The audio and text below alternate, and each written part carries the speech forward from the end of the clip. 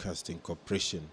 The broadcast is available on KBC Channel 1 as well as Senate TV and YouTube. This afternoon, the Senator for Migori County, Senator Eddie Okech, will make a statement concerning alleged predatory asset-based lending by microfinance lending companies in Kenya.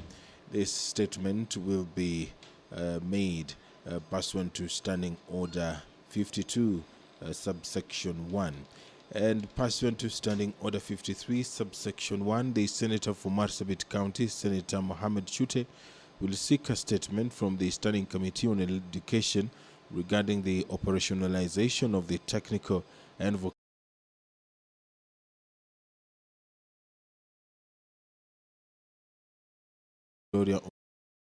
seek a statement from the Standing Committee on Information, Communication and Technology regarding the localization of digital data storage.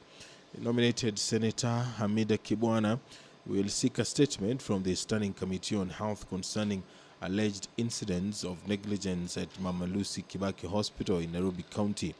The Senator for Nairobi City County, Senator Edwin Sifuna, will seek a statement from the Standing Committee on Land, Environment and Natural Resources regarding compensation to owners of compulsorily acquired land to pave way for the coal and power projects in Kwasasi and Baharini villages in Lamu County.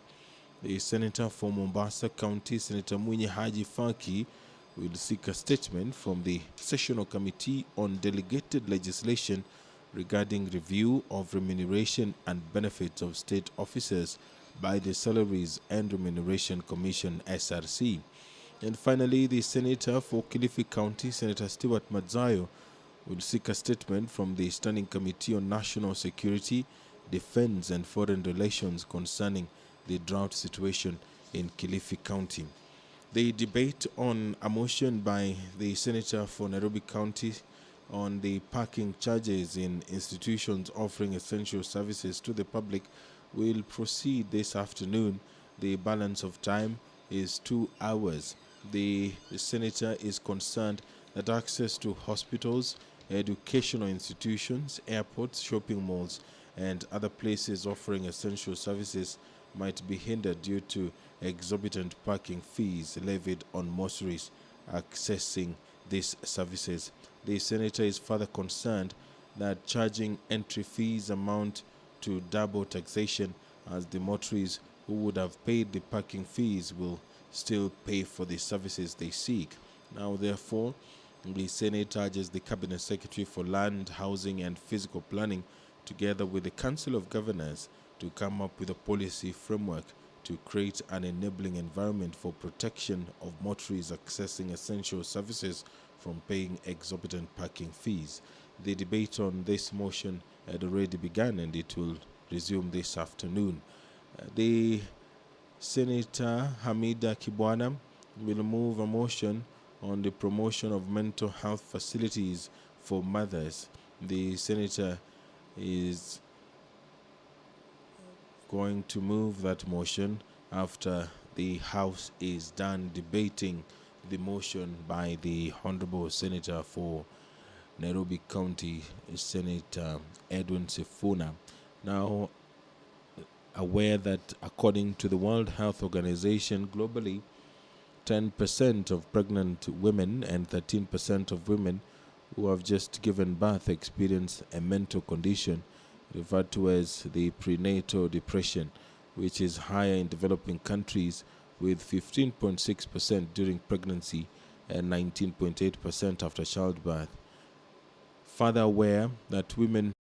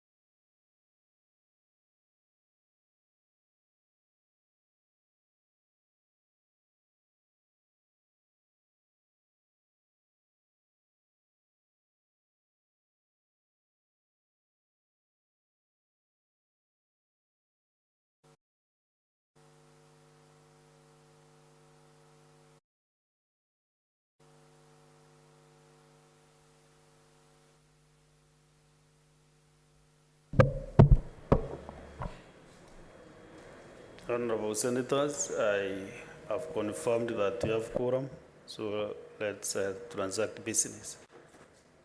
Clerk. Order number 1, administration of oath. Order number 2, communication from the chair.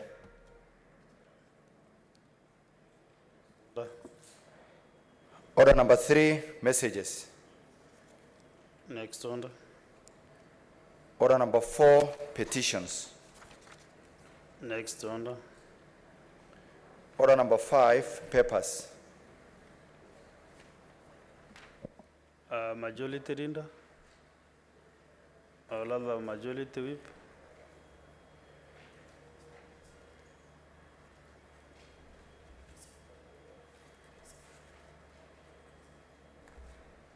Thank you, Mr. Speaker. Mr. Speaker, sir, I beg to lay the following papers on the table of this Senate.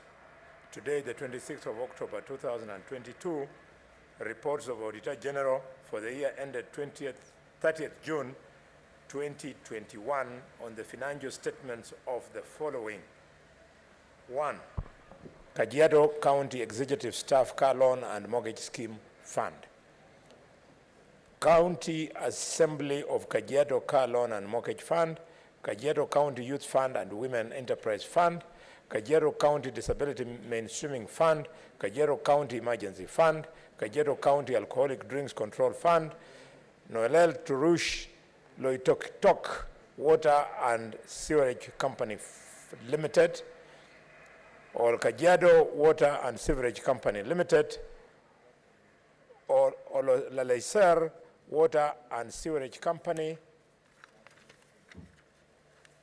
Mr. Speaker, furthermore, we have Elekeo Marakwet County Executive Car and Mortgage Revolving Fund, Elekeo Marakwet Education Fund Executive, Elekeo Marakwet County Assembly Catering Services Revolving Fund, Elekeo Marakwet County Assembly Car and Mortgage Revolving Fund, Elekeo Marakwet Alcoholic Drinks and Control Fund, Iten Tambach Water and Sewerage Company Limited, West Pokot County Assembly Car and Mortgage Fund, West Pokot County Assembly Staff Car Loan and Mortgage Fund, West Pokot County Bursary Education Development and Infrastructure Fund, Migori County Executive Car Loan and Mortgage Fund, Migori County Car Loan and Mortgage Fund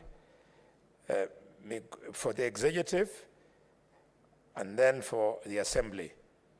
Migori County Ward Development Fund, Migori Water Sanitation and Company Limited, Mandera County Education Bursary Fund, Eluak Water and Sewerage Company Limited, Mandera Water and Sewerage Company Limited, Busia County Agricultural Development Fund, Busia County Alcoholic Drinks Control Fund, Nyamira County Executive Car Loan and Mortgage Fund, Nyamira County Assembly Car and Mortgage Loan Scheme Fund, Nyamira County Education Bursary Fund, Nyamira County Emergency Fund, Nyamira Municipality, Bomet County Executive Car Loan and Mortgage Scheme Fund, Bomet County Revolving Fund, Bomet County Bursary Fund, Bomet Water Company Limited, Kilifi County Assembly Car and Mortgage Loan Fund, Kilifi County Water Scholarship Fund, Kilifi Municipality, and Mr. Speaker, finally, Kilifi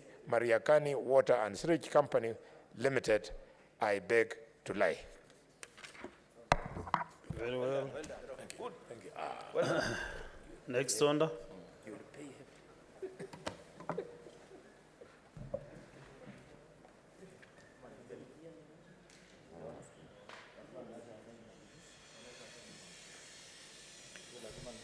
Order number 6, notices of motion. We have two notices of motion. We start with Senator Moses Kajwang.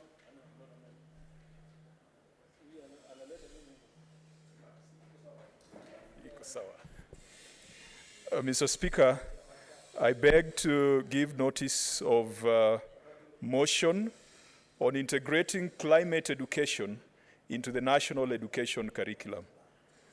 Aware that Climate change is a complex social and scientific issue which is characterized by uncertain and context-specific knowledge, demanding that educators engage in inquiry and co-learning with students, while noting the lack of time and curriculum opportunities to address climate change in the classroom, cognizant of the fact that the Constitution of Kenya, in Article 42, provides for the right to a clean and healthy environment for every Kenyan, which includes the right to have the environment protected for the benefit of the present and future generations, noting that climate change is a global nightmare with consequences that are already quite visible and should be a priority for the national education curriculum in accordance with Article 12 of the Paris Agreement, which espouses the enhancement of climate change education, training, public awareness, public participation, and public access to information, further noting that climate change education explores mitigation and adaptation at both local and global level, critical and creative thinking and capacity building that will enable youth to engage with the information, inquire, understand, ask critical questions, and take what they determine are appropriate actions to respond to climate change, acknowledging that the Climate Change Act 2016 addresses the integration of climate change into various disciplines and subjects of the national education curriculum at all levels, as well as requiring that the National Climate Council advises public agencies responsible for regulating universities and tertiary institutions' curricula on integration of climate change into their curricula.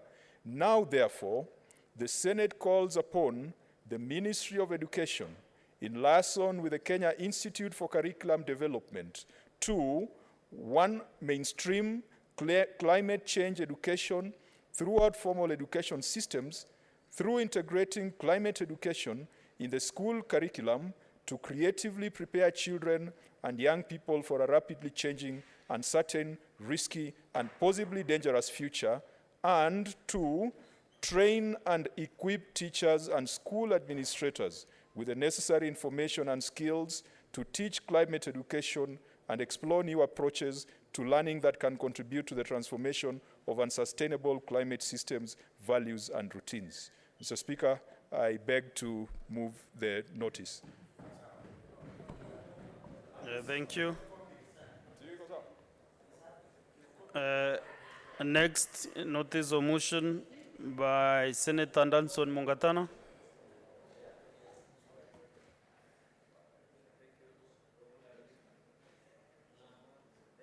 Speaker, Mr. Speaker, thank you.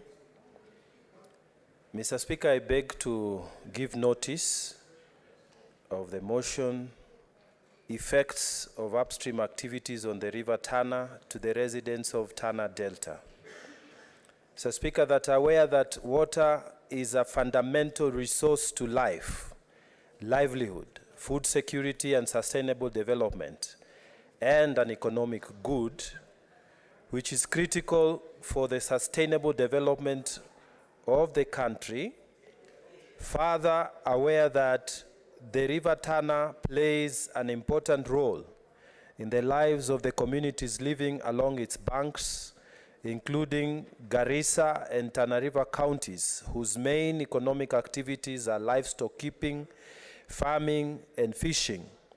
Recognizing that Article 43(1)(d) of the Constitution provides that every Kenyan has the right to clean and safe water in adequate quantities, noting that the residents of Tana River County have perennially suffered from acute effects of flooding and inadequate supply of water to its residents and their livestock, cognizant that the challenge of flooding has predominantly been caused by KenGen's release of huge amounts of water from the Seven Forks Dam, which combine with rainwater from the highlands. Further, cognizant that the hoarding of water at the Seven Forks dams and other significant upstream activities such as irrigation and small-scale dams limits the amount of water that flows downstream through River Tana significantly, affecting agricultural activities in irrigation schemes such as Bura, Galole, and other small-scale irrigation schemes in the Tana Delta as a result of inadequate water supply to the canals and channel the water to the irrigation schemes.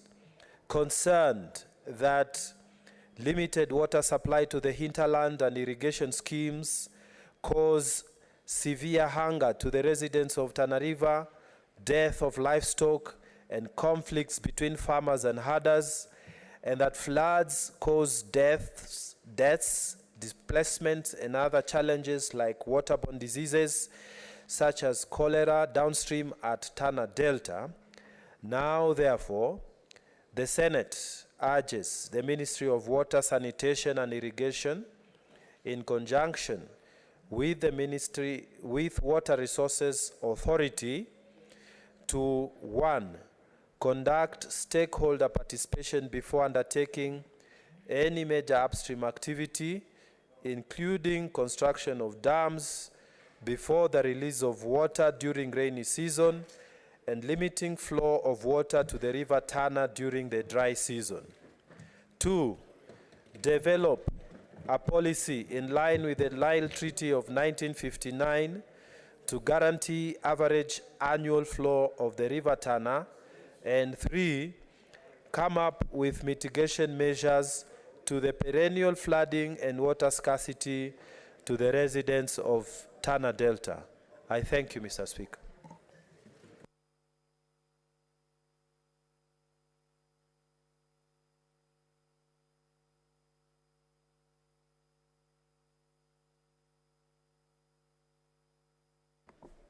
Thank you, Senator Mgatana. Next order. Order number 7, statements. We have a personal. Okay. Let us get the statements under Standing Order 52-1. Senator for Migori County, Senator Ende Okech.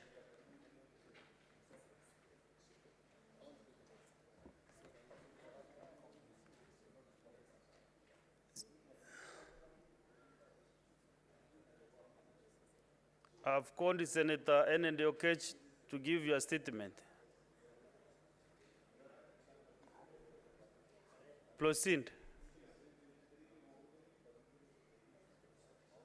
Are you Dende or we? Sorry? Yes, Senator for Nairobi.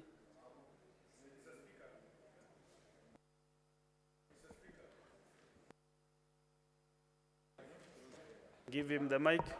Mr. Speaker, I rise pursuant to Standing Order number 51. Yesterday there was a question and I wanted that you make a direction on this. The Standing Orders speak of a statement hour. Mr. Speaker, I have spoken to many of my colleagues, especially on the minority side, who think that the statements hour is no longer an hour. It is taking too long, Mr. Speaker, and we are waiting for prosecuting of the other matters down the order paper.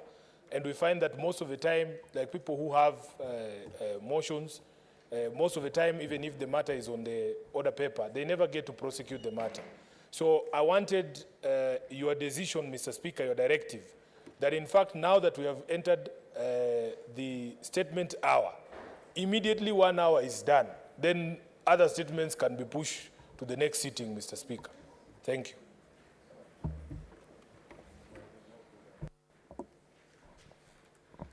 You know,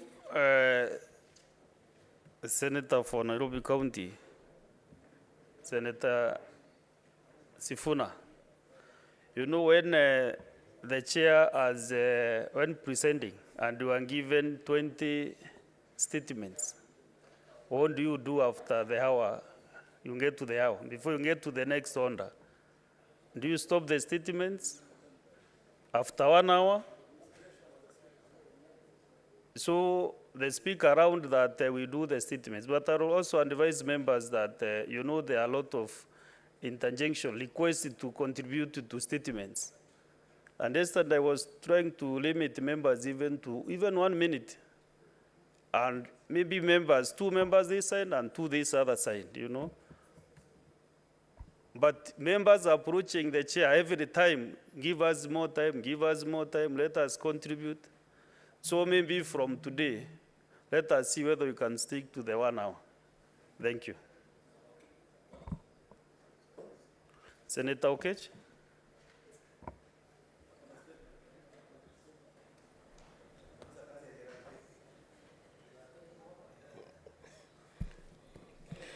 Mr. Speaker, protect me from the heckling by Cherargei, Senator Cherargei.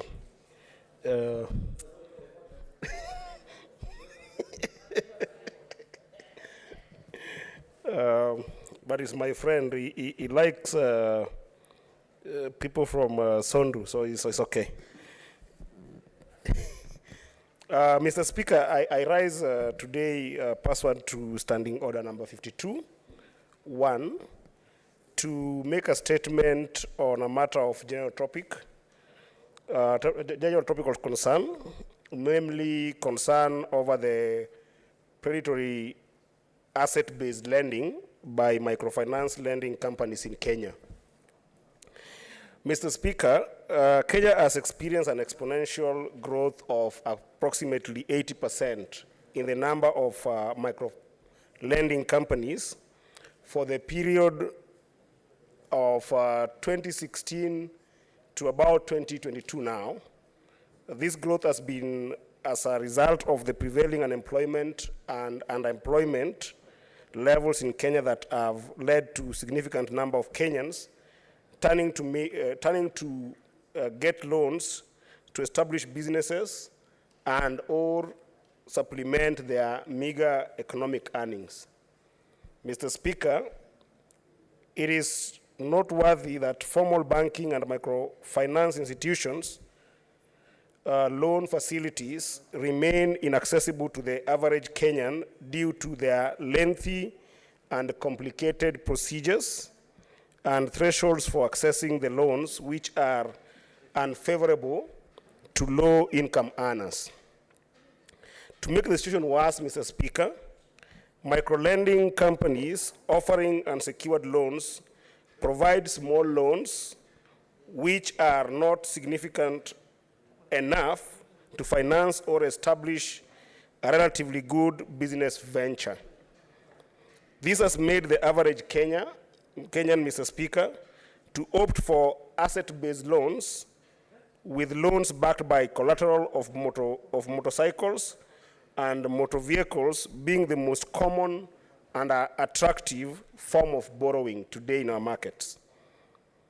Mr. Speaker, microlenders such as Mogo, Watu, Progressive Credit, Tugende, and Mkopa, who took up the space in this niche, are offering their products at exorbitant interest rates, usually averaging between 4.5% per month and about 5% per month, and generally going to about 54% per annum, Mr. Speaker. Therefore, placing the borrowers at a great disadvantage.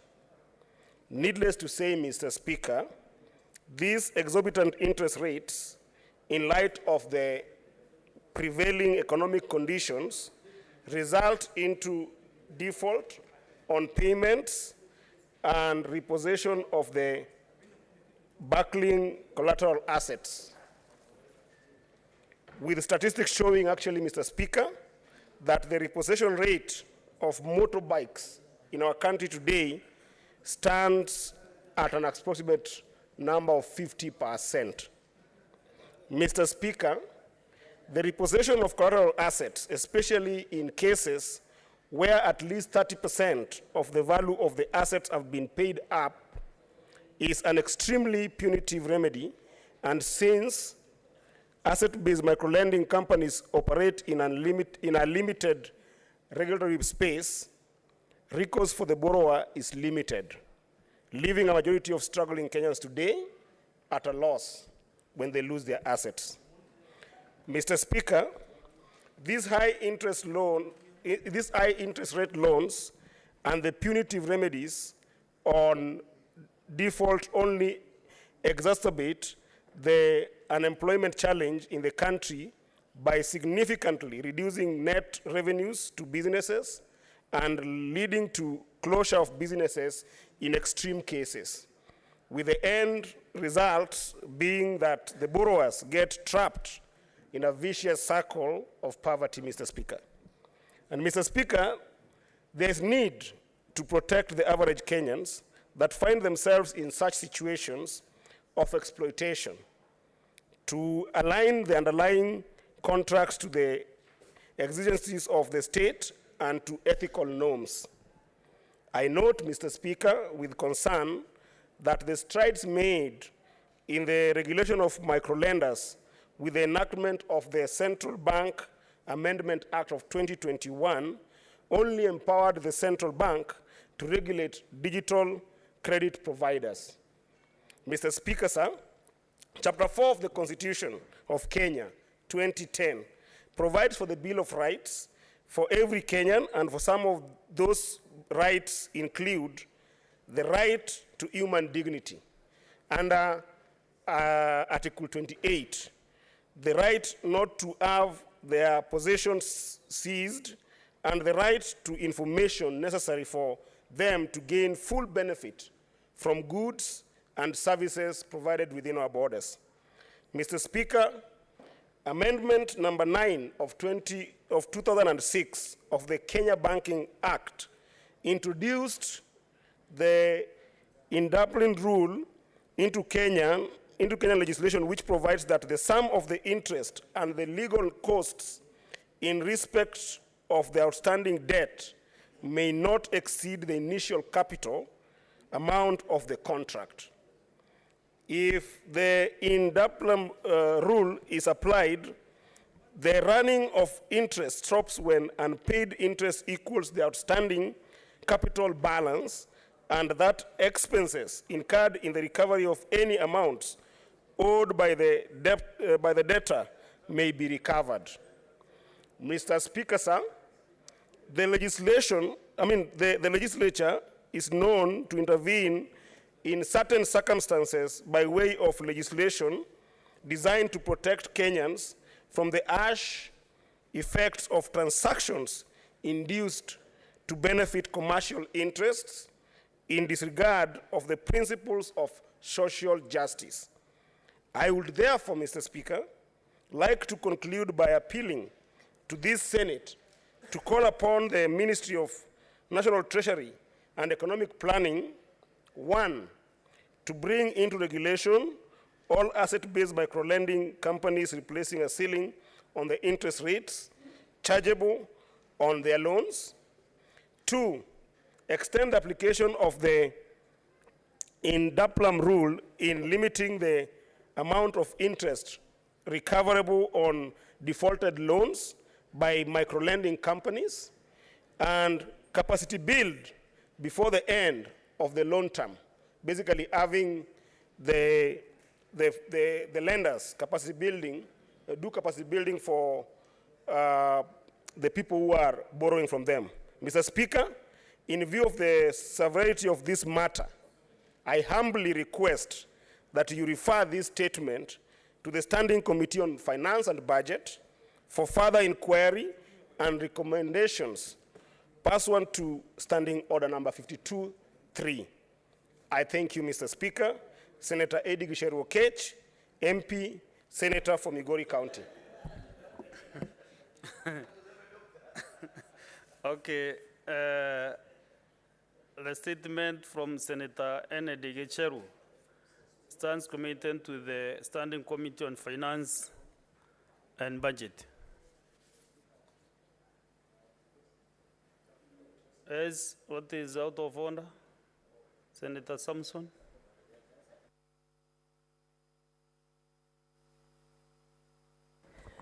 Mr. Speaker, I want to congratulate Senator Eddie Kisheru, the senator from Migori. I can see he's learning very fast from me, which is a good thing. Mr. Speaker, maybe a quick issue is this issue of digital credit providers. I think as the government addresses that, I agree with him, because for us, where we come from, most of the families have been trapped in vicious circle of poverty. Sometimes these people appear with the police, they take cows, they take TVs. Mr. Speaker, this thing has caused a lot of domestic problems, because most of the women from where I come from, some of them go and borrow and do a collateral of cows, sufurias, and everything in the house. These people, when they are coming back for their money, Mr. Speaker, and I think we need a protective legislation, they come with administration police officers. What they do, they don't even negotiate. They drive away the cows. They take maybe Mahindi in stores, Mr. Speaker. They take television sets. They take sofa sets. Mr. Speaker, apart from causing domestic problems through this micro-lending, Mr. Speaker, it also, Mr. Speaker, creates vicious circle of poverty, as my brother said. So I hope the committee, I think, of finance, Mr. Speaker, finance and budget should come up with an appropriate measure, Mr. Speaker, on how we can be able to protect our people who are innocent, by the way, Mr. Speaker. Because when you go and sign these things, they ensure that it is fine print. You don't see what you are signing. Most of our people are very old. They don't even have, they don't have spectacles, Mr. Speaker, or reading glasses, and therefore they end up signing themselves to something like a death warrant, Mr. Speaker. And most people, after this has undergone through, Mr. Speaker, and the Senator of Siaya can agree with me, is that some of these people go to depression, they go to stress, and some of them even end up committing suicide. So, Mr. Speaker, this issue must be handled properly so that our families do not cause domestic problems, do not cause vicious circle, and also mental health. Some of these mental illnesses you see, Mr. Speaker, in the villages is because what happens when microfinancing in the tow, and I hope the incoming CS of Interior should look at this, where these people go and get the AP, they come to the village and take everything. I thank you, Mr. Speaker, and I support.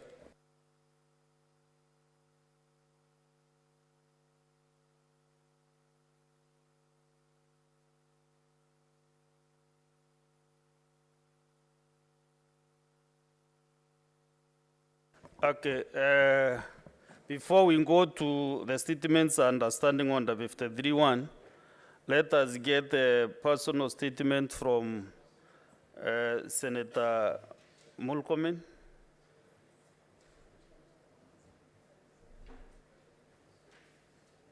Kipchumba Mulkomen, former leader, and now a minister. Waziri, karibu. Thank you, Mr. Speaker. Thank you for indulging me to make this personal statement, Mr. Speaker. Under Standing Order number 58, to make my personal statement following my nomination by His Excellency President William Ruto to serve as a Cabinet Secretary in the Ministry of Roads, Transport, and Public Works.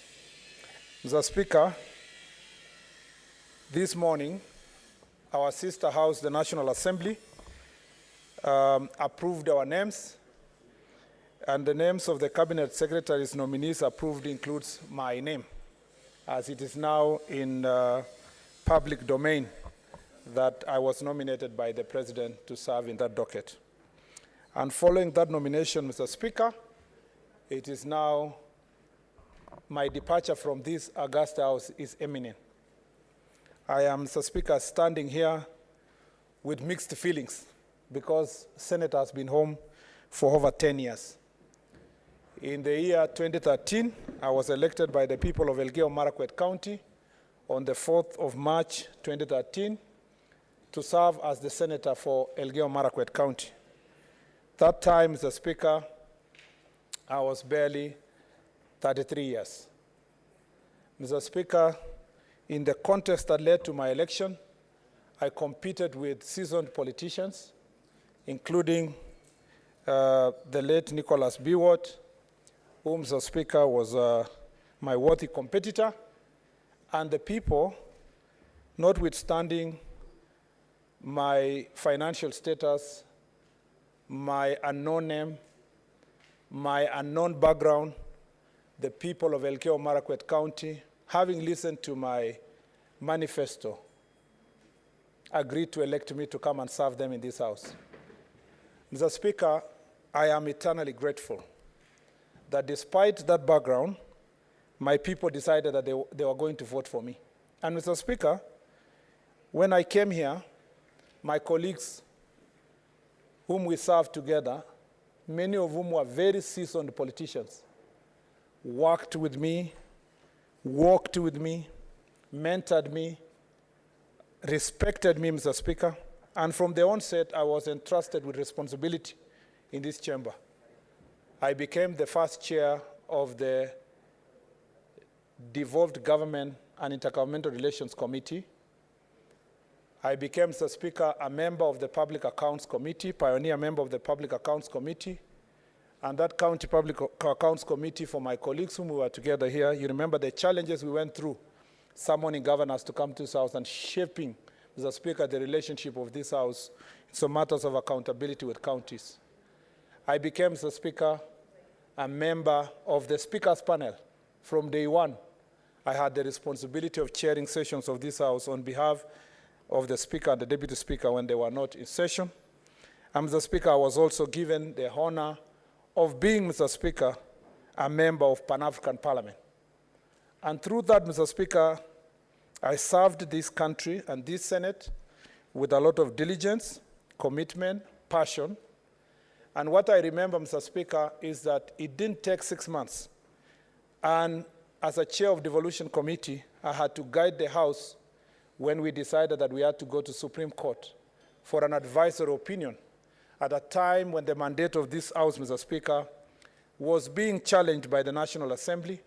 And this House, Mr. Speaker, must be remembered that in the first Senate, the first year of the Senate, we did not get the opportunity to, Mr. Speaker, discuss county allocation of revenue bill and, Mr. Speaker, division of revenue bill, because at that point in time, the National Assembly thought we should not have that mandate. And because of our concerted effort as a team and the trust that the leadership of the House that time, Senate, had, we managed, Mr. Speaker, to ensure that we get an advisory opinion from the Supreme Court that protected the authority of this House and the jurisdiction of this House, Mr. Speaker, which sadly has continued to suffer in the hands of, Mr. Speaker, our sister House in the National Assembly.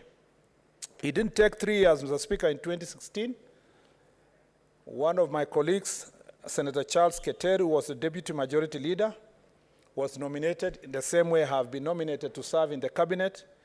And the opportunity that came, my party, Mr. Speaker, nominated me and approved me to be the Deputy Majority Leader. Again, Mr. Speaker, at a young age of, Mr. Speaker, barely 36 years, I became the Deputy Majority Leader of this House.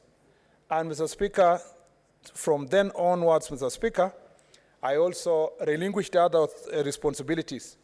But it must be remembered also, Mr. Speaker, that at a time when we had a challenge about the mandate of this House, I became a chair of a select committee deputized by Senator Mutula Kilonzo Jr. then to protect again and find ways of using the Constitution to protect the mandate of this House.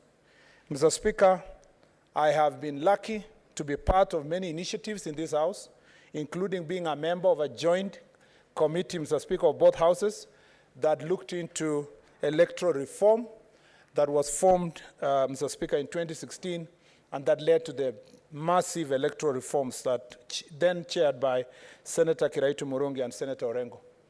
Mr. Speaker, I leave this House having sponsored a number of bills and having pushed many bills as Majority Leader, Mr. Speaker, because I was re-elected in 2017, given the responsibility of being the Majority Leader. And for the 2.5 years I served as a Majority Leader, I pushed so many bills and fought again, continuously fought for the authority and the protection of the mandate and jurisdiction of this House on matters bills, especially on the operationalization of Article 110 of the Constitution, Mr. Speaker. Mr. Speaker, that responsibility required at times to disagree with the executive of the very party, Mr. Speaker, that nominated me. I believe some of the reasons why I was removed as Majority Leader, apart from other external political reasons, is, Mr. Speaker, I brought to this chamber a 20-page statement challenging, Mr. Speaker, the Nairobi Metropolitan Services as an entity, Mr. Speaker, taking over responsibilities of Nairobi County. The president then might have been angry with me as the majority leader, but I remember, Mr. Speaker, that I swore that I will protect and defend the Constitution. I'm glad, Mr. Speaker, that as time goes, time has proven, Mr. Speaker, that I was right on the issue of Nairobi Metropolitan Services, considering the things and the misdeeds that happened in the Nairobi city.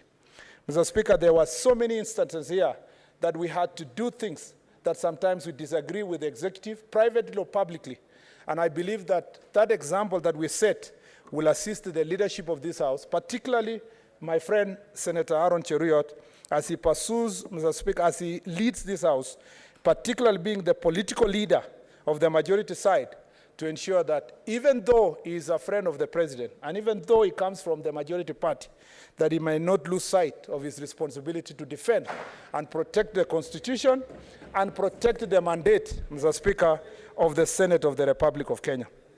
Mr. Speaker, I know that time has come, like the Bible says in Ecclesiastes chapter 3, that, Mr. Speaker, there is a time for everything. And, Mr. Speaker, time has come.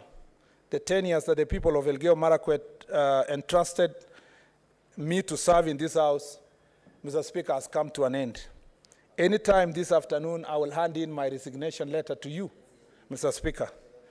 That even as I do so, Mr. Speaker, I want to say that I'm very proud of my tenure in this House for 10 years. It is not for me to tell Kenyans whether I left a legacy or not. It's for historians to write about my responsibility in this House. There's a lot we would have achieved, Mr. Speaker, had we sorted the problem of relationship between this House and the National Assembly. There's a lot, Mr. Speaker, our country would have benefited if there was a proper implementation of Article 110 of the Constitution insofar as bills concerning county. There is a lot that this country lost, Mr. Speaker, by denying the opportunity, Senate the opportunity to contribute to matters of bills. That is one area, Mr. Speaker, even as I exit from this door, Mr. Speaker, to the executive, that is one area I will continue being an ambassador of the Senate. That is one area, Mr. Speaker, I will work with the leadership of this House to ensure that the executive respects the mandate of the Senate. And luckily, we have had many discussions with the current president about protection of the mandate of the Senate. And I believe that we shall be able to achieve this through consultation, cooperation, and more so, Mr. Speaker, through very transformative leadership that will be offered by this House. Mr. Speaker, I leave this House knowing that I leave very great men and women whom, Mr. Speaker, were recently elected. And unfortunately, I used to joke, especially to the majority side, particularly our SG knows that it was, I was telling her it would have been my greatest pleasure to be here to mentor her, but also to monolize her a little bit. Mr. Speaker, I have not had that chance. She has just told me, you are leaving before you did anything to monolize us. But, Mr. Speaker, the men and women elected on both sides of the House are people who have served this country in very senior capacities, Mr. Speaker, people who have relevant experiences, Mr. Speaker, in different fields and in different professions, Mr. Speaker. I believe that if they take their responsibility seriously, and I want to tell honorable members here, you don't know what's going on inside me. There are things I'm very proud I did, but there are things I regret that I didn't take time to do. Maybe I would have done more bills. Maybe I would have come with more statements. This is a forum, Mr. Speaker, we must be honest to one another, that we are so privileged to be among the only 67 men and women entrusted by the people of Kenya to run the affairs of the Senate. And how many 50 million Kenyans would wish one day they would enter that door? We must never take it for granted, Mr. Speaker. We must make sure that our names are inscribed in the annals of history. We must make sure, Mr. Speaker, that Hansard one day will say there were men and women who came through this door, Mr. Speaker, and as they left legacy in this House. And I think that is the message I want to leave to you, my colleagues. I am proud that inside these chambers, there are colleagues we schooled together. Senator Sigei, who is my legal partner, Mr. Speaker, was a class behind me. Mr. Speaker, the Secretary General of ODM, Senator Sifuna was also a classmate of Sigei. So that's the people we schooled together, friends of our generation. Mr. Speaker, I have two students in this house. Senator Cherargei and Senator Chimera, Mr. Speaker, are sitting in this house as my former students. I have also, Mr. Speaker, sat in this house with my teachers. Unfortunately, there are none who are here, but of course, you all know I keep saying here that Senator Kindiki was my teacher and my leader when we were here together. And Mr. Speaker, many other people, including our senior clerk, Mr. Speaker, Eunice Kishangi was my teacher. So this place presents us an opportunity to have everybody a cocktail of leadership, from the senior Oburu Odinga, Mr. Speaker, to a young Senator Cherargei, Mr. Speaker, and Senator Chimera, gives us that opportunity to transfer leadership and create a concoction of leadership, Mr. Speaker, that is able to assist and make Kenya a better country. Even as I go and serve in the executive, I know that I am removing my political cloth, Mr. Speaker, my otherwise partisan political cloth, that sometimes you must be able to defend your political side. But when I go there, I will be required to serve everybody equally without considering their political side, their political persuasions, Mr. Speaker. And I look forward to visiting all constituencies, all wards, all counties, Mr. Speaker, without consideration of who voted for who, Mr. Speaker, and serve this country to make it a great nation. Mr. Speaker, as I conclude, I believe that the challenges that are before us, Mr. Speaker, are not unsurmountable. It is actually possible to resolve them. Number one, we must pursue, Mr. Speaker, a full implementation of Article 110 of the Constitution. The case that is pending in the Supreme Court, Mr. Speaker, we must take in the goodwill of having a former senator, an immediate former senator of Bungoma, serving as the Speaker of the National Assembly, and having, Mr. Speaker, Senator Cheriot, his colleague and his friend, being the majority leader here, and having, Mr. Speaker, yourself and the Speaker of this House. All of us must be able to sit down, both sides, Senator Matsayo leading the minority side, and, Mr. Speaker, hammer an out-of-court settlement, a consent, Mr. Speaker, recorded at the Supreme Court. My dream is not to withdraw the case, but to have a consent recorded, Mr. Speaker, on the operationalization of Article 110 of the Constitution. That way, we will respect the mandate of the Senate. Number two, Mr. Speaker, in the immediate period that is before us, we must be able to ensure that the Senate has an oversight fund.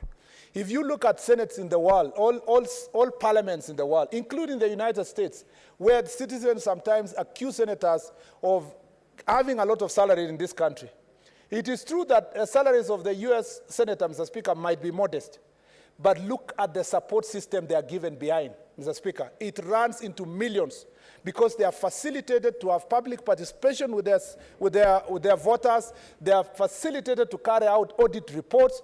They have even tickets to fly to their counties and come back. Mr. Speaker, we are not asking the favor. The Senate is not asking for a favor. It's asking, Mr. Speaker, that the Senate and senators be facilitated to perform their responsibilities. Even if, and I know because I've interacted with many senators here, none of them is asking to be given money to manage. They want money be given to Senate, Mr. Speaker, and be allocated to their constituencies and counties for them to go and do public participation audits, Mr. Speaker, to make sure that the resources that are given to counties will make sense.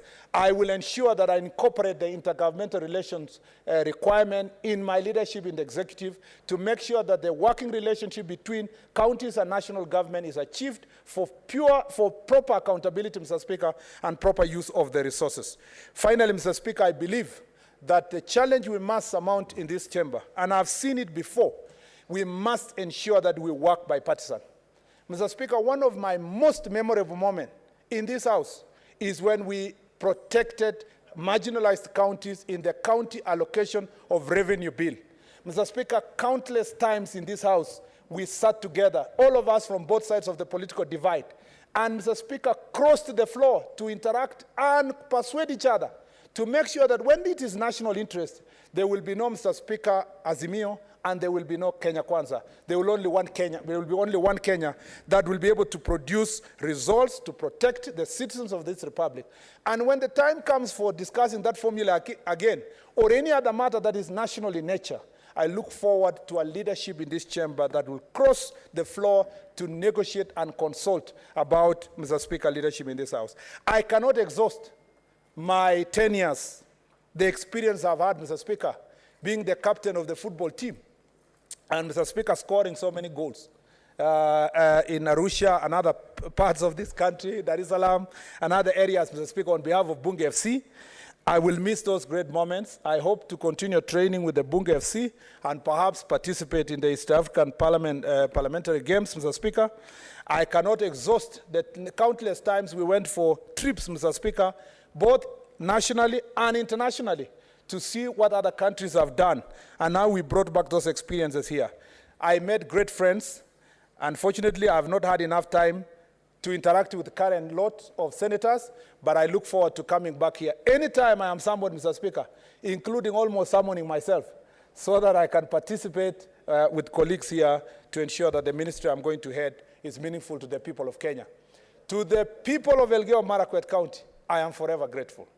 To my family, Mr. Speaker, my wife and my 4 little children, Mr. Speaker, I am forever grateful.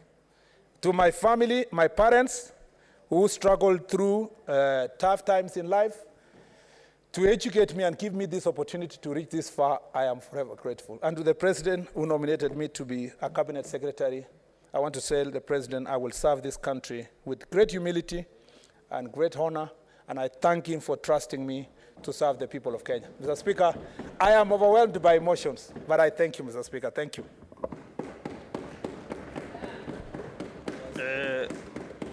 Thank you, Senator Kipchumba Murkomen.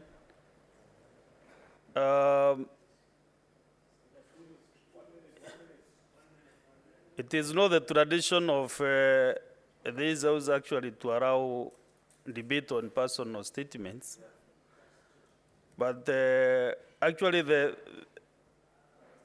Standing Order 58 says, but such matter may not be debated. So I have some review as the chair of this session to allow at least 3 members from both sides. Each side 3. And today I want to start with our elder, Senator Oburu Ondinga. Let us hear your voice. Yes.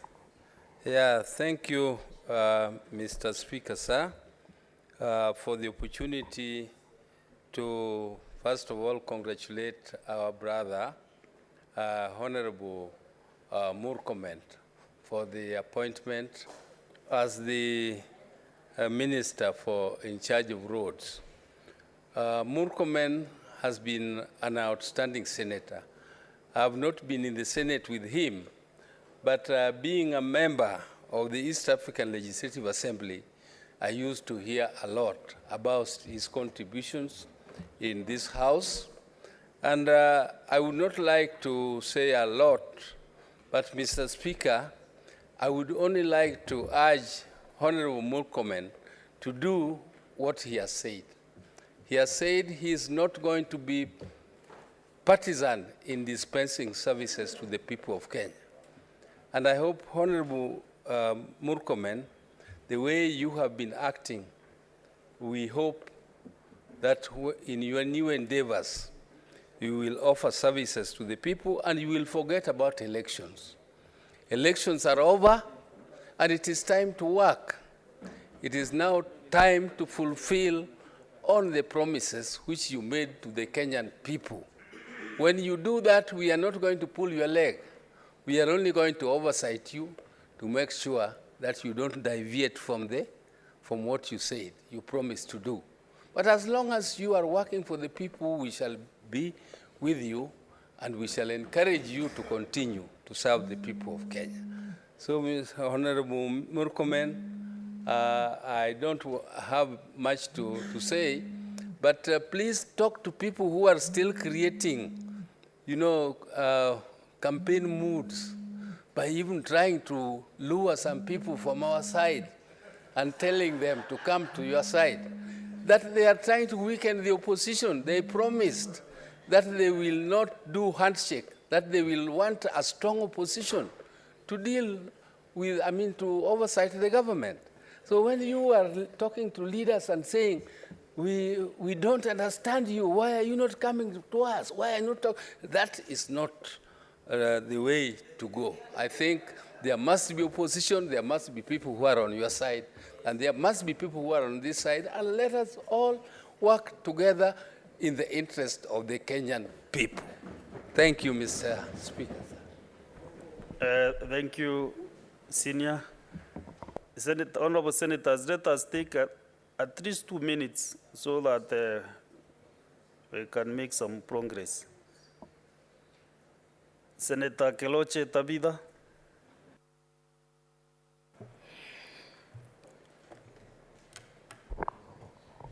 I know. Thank you, Mr. Speaker. I want to take also this opportunity and congratulate Senator Murkomen. I know we have to get used to... Just a minute, Senator Tabitha. Senator Kajwang Moses, are you on a point of order or maybe... Okay. Close in, Senator Tabitha.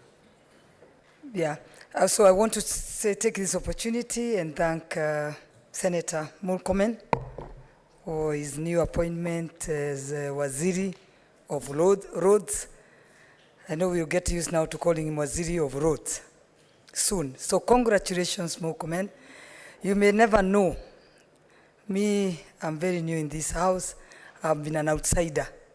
You may never know, so I'll talk on behalf of the outsiders that we all knew that we had somebody we could rely on when they were in this house.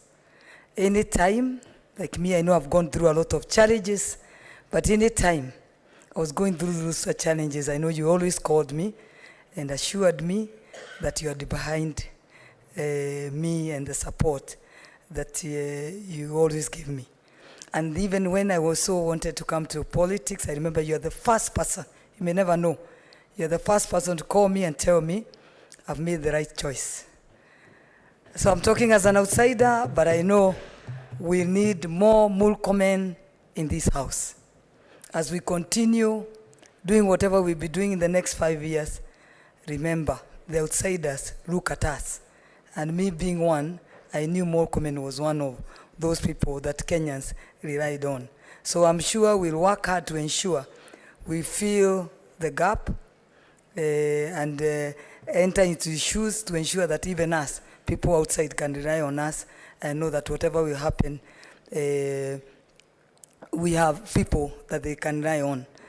And now, being the Minister for Roads, and you've promised that you're going to work for all of us in Kenya, you look not in a political way. I remember, and I know the senators, some of the senators who visited Keroche, it's about 1.85 kilometers. I'm not whatever for myself, but it's about 1.5 kilometers. But they were really shocked to see the pathetic, how the road is pathetic. So, and when I asked the last government to make that, whatever they were asking me, how many votes will we get out of that road?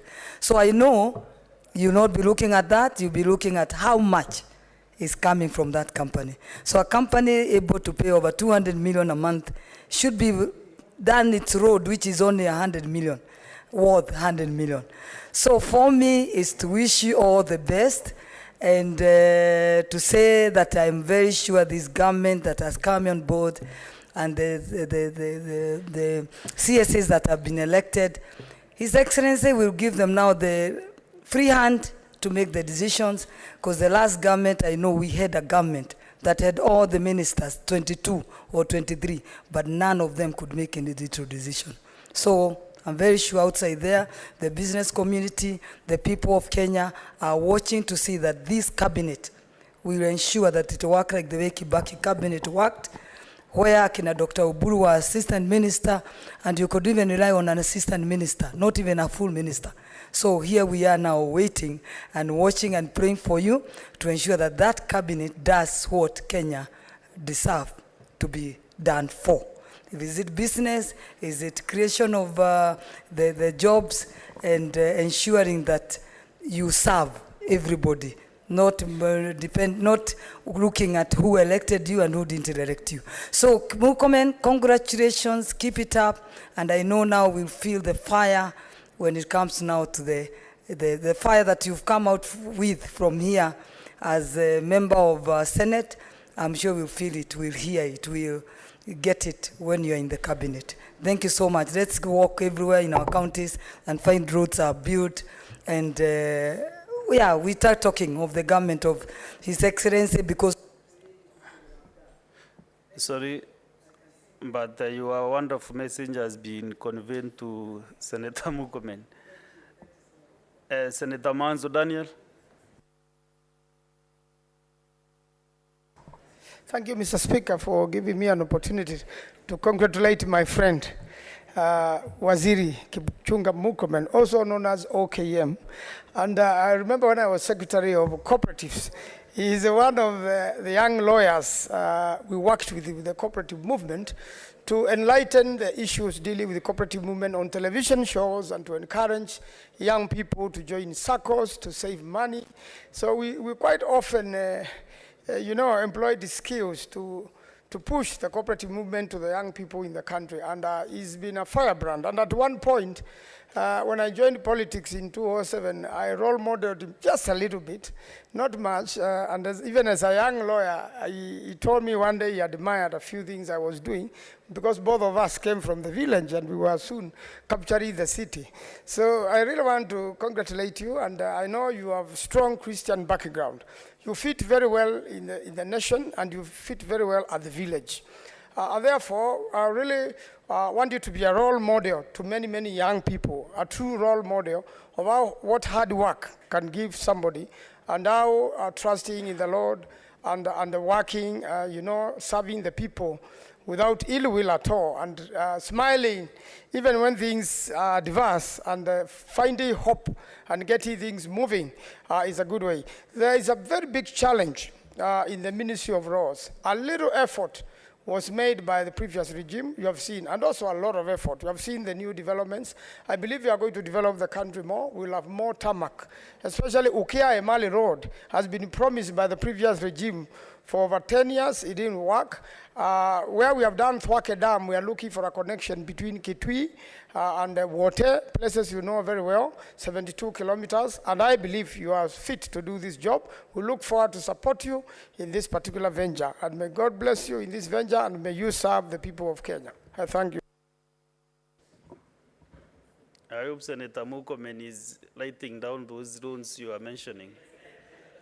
Senator Mungatana. Thank you, Mr. Speaker. Mr. Speaker, Senator Murkomen, you are very famous in Tana River County.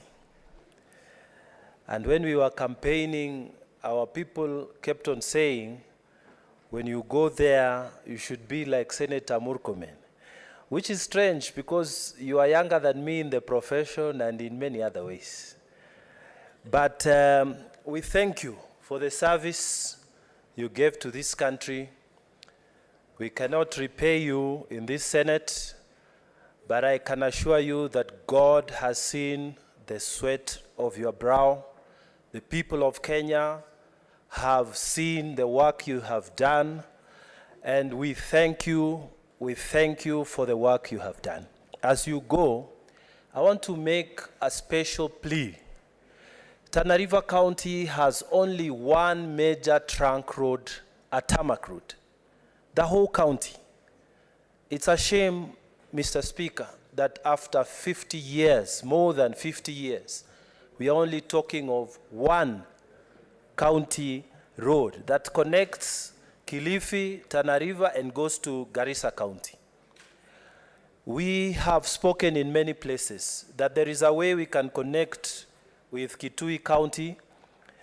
There's a way we can connect to Nairobi in a shortcut. We don't have to take all these hours to take our produce to the markets.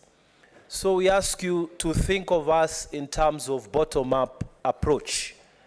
There are many people who have needs, but our country will only be as strong as its weakest economy. it will only be as strong, a rope will be only as strong as its weakest point of connection. And so we ask you to think about us as you take your responsibility. Thank you.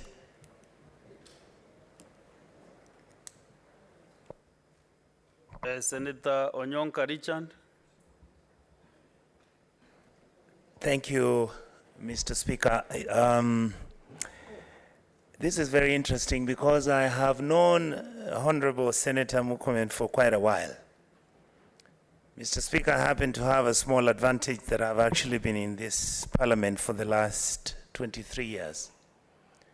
When the Senate started, he came out as one of the very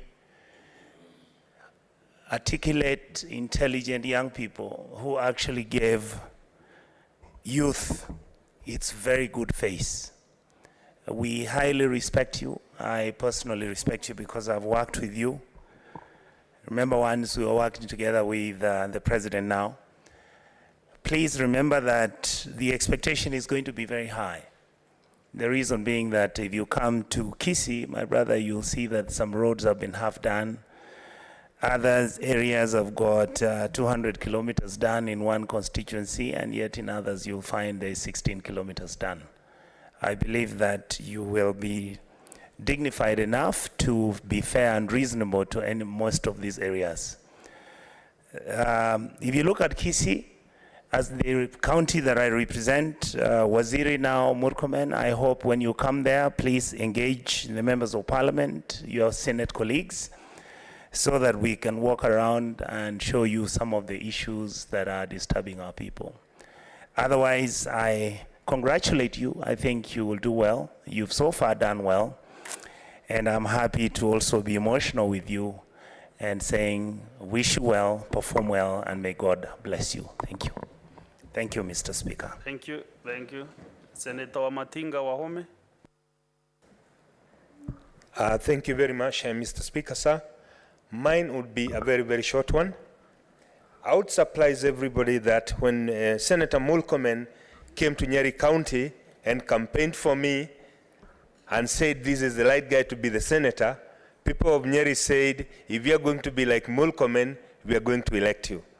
Now that you've not taken long enough here for me to learn from you, I would want to wish you the best. I know you are good and you're cut for the job. I know that you'll have a very big challenge because you have the both, number one, and number two, they are workaholics, they are workhorses. I know they'll drive you, but I know that you have what it takes. Mine is to wish you the best. I know that you have what it takes, and congratulations for the new law. We'll be praying for you.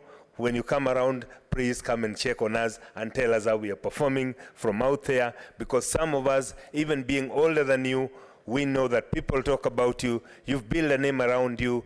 People have seen Senator Murkomen as a beacon of hope, and they want us to copy you. Thank you very much, Mr. Speaker.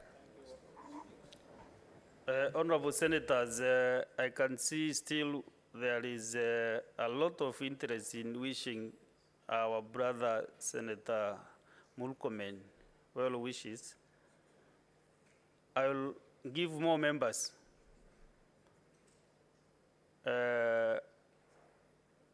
so that we can at least bid you good farewell.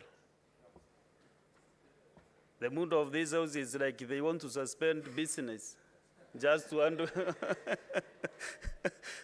So let's proceed. Senator Moses Kajwang. Mr. Speaker, I wish to congratulate my friend and my age mate, Kipchumba Murkomen, on his appointment to the cabinet. I'm older than him by 10 days, him being born in March and I being born in February. Unlike other speakers who are elected to be like Murkomen, the people of Homa Bay elected me to check Murkomen. And now that he's leaving the house, I don't know who I'll be checking, because Cheriot is already being checked by Madzayo. So I'll find another target, maybe a female target this time to check, now that Murkomen is gone. But I want to ask Murkomen to be true to one thing that I've known him for. Murkomen always speaks truth to power. I remember him coming to Bomas one time, and it was a very hostile environment, and he spoke, and he made his point. And please continue speaking truth to power. There is no perfect or excellent government, and when things are not going wrong, please exercise your free will and your mind that we have come to get us accustomed to. Secondly, I pray, Senator Murkomen, there's a petition before the Roads Committee, and I pray that you'll get an opportunity to come to Homa Bay County. Mr. Speaker, this gentleman came all the way to Homa Bay to help me bury my mother at a time when people thought that my side of politics was contagious. I want to thank you for that.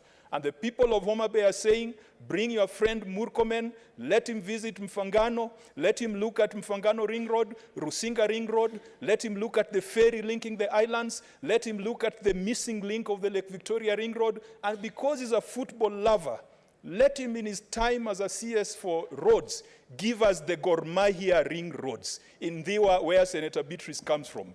Kipchumba Murkomen, if you do that, our people will love you, and perhaps there will be some returns for you later on. But more importantly, continue being as simple and as humble as you are. We have been colleagues going for joint interviews on TV, and Mr. Speaker, I can tell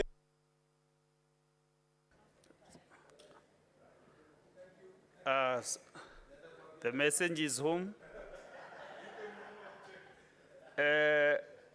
Senator Mohamed Faki.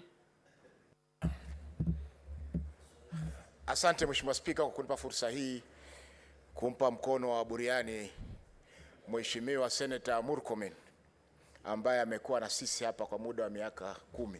Mheshimiwa Spika, nilipoingia bunge hili la Senate mwaka 2017, Senator Murkomen alikuwa ni kiongozi wa wengi katika bunge hili, na kwa hakika aliwahudumia maseneta wote kwa njia ya usawa, na kwamba hakuwa na ubaguzi wa aina yoyote. Na nafikiri Senator Cheriot pia ataweza kusoma somo hili na aweze kuendeleza mkondo huu ambao ulikuwa unawasaidia maseneta wote.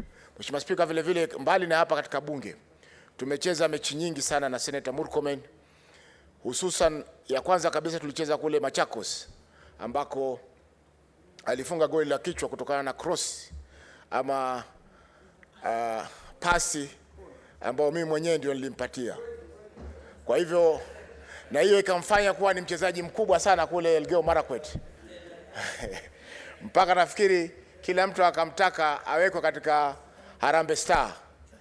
Lakini kwa bahati mbaya umri ukawa hamruhusu, hakuweza kuingia katika Harambee Star.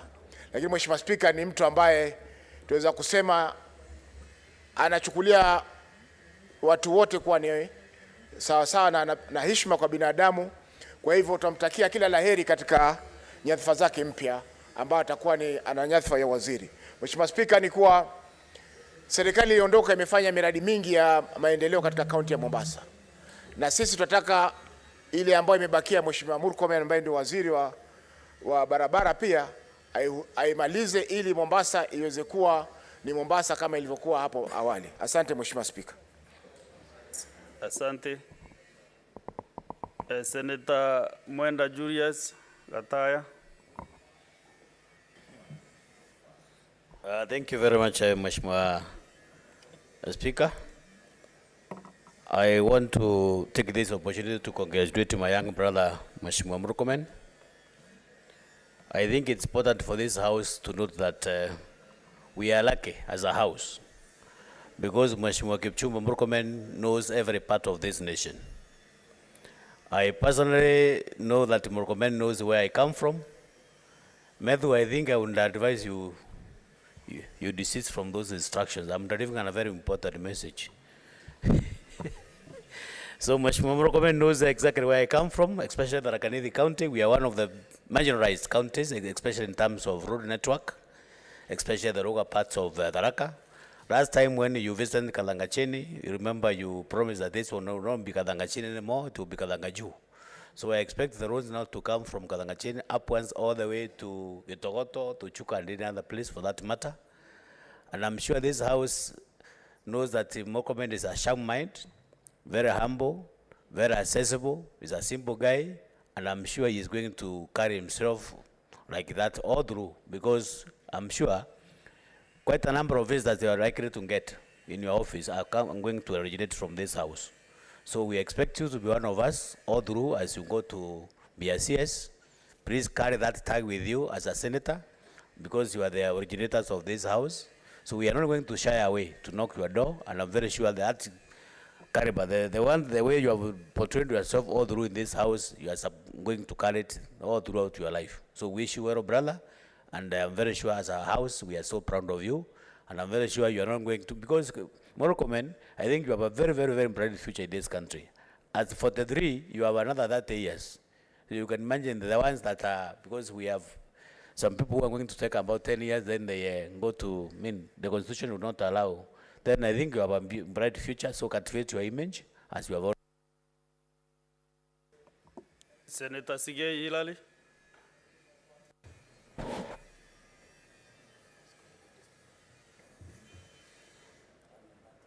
Thank you very much, Mr. Speaker, sir. Congratulations, my legal partner, mentor, and a lot more. Allow us to blow your trumpet, because a good number of us are here courtesy of the inspiration that you gave us. I am among them. As I congratulate you, I want to give you a challenge that we're looking forward to a cabinet secretary who is like the senator who was in the Senate. The messages of goodwill that you have heard from the colleagues here, we would love to have the same messages of goodwill when you are in the cabinet. I am happy that you have in your speech here told us that you will be a non-partisan cabinet secretary who will do the best to the people of Kenya. We are encouraged, or rather I am encouraged as well, as one of those who have been with you for the longest, all the way from school, that is the university where we learned so much from this house. Unfortunately, we haven't had the opportunity to learn from you here, but I know we will protect the Senate. We will protect devolution. We will fight for that which is for this house and for devolution to thrive. I wish you very well, my brother, and God bless you as you join the executive. For the next couple of years, we look forward to seeing greater things that you will do for the people of Kenya. I thank you, Mr. Speaker. Thank you. Thank you, Senator Okongo Mogeni.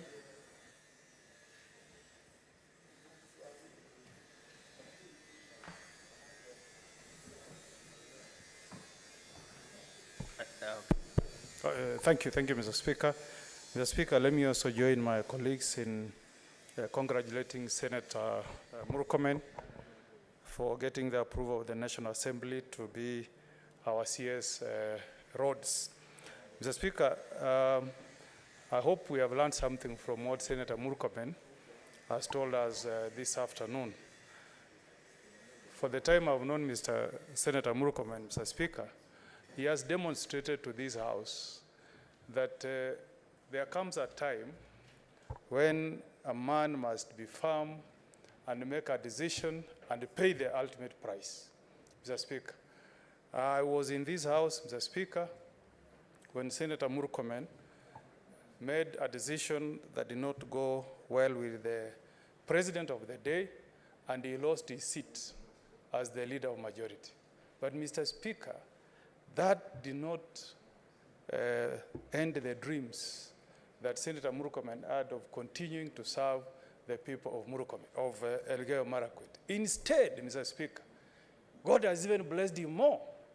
He's moving on to become a CS Roads. Senator Murkomen stood with us, some of the counties that were losing when we were dealing with the division of revenue. Perhaps to be on the right side of the powers that be, he would have deserted us and we would have lost. But Mr. Speaker, he stood with us, and the people of Nyamira are forever grateful that you stood with us, and in the process, you assisted us to return 600 million shillings to the county of Nyamira. May God bless you. As you go to this Ministry of Roads, I hope you will tackle the cartels. Senator Murkomen, so many roads in this country are unmarked. So many contractors have been paid for work not done. The road from Metamayo to Nyamira as a sector of about 1 kilometer that was never tarmacked, yet the contractors have been paid. I hope, Senator Murkomen, you will be able to tackle the cartels in that sector. And we look forward to you being a very good ambassador of this Senate. Please, if you can put a word to His Excellency to deliver this consent of our matter that is. Thank you. Senator Abbas.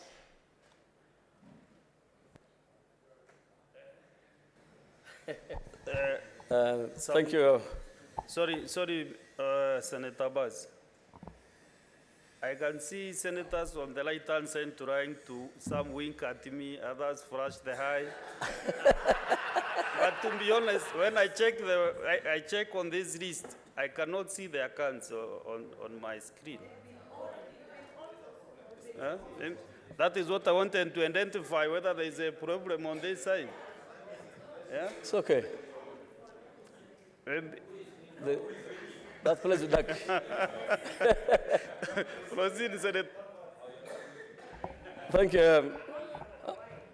Thank you, Mr. Speaker, sir.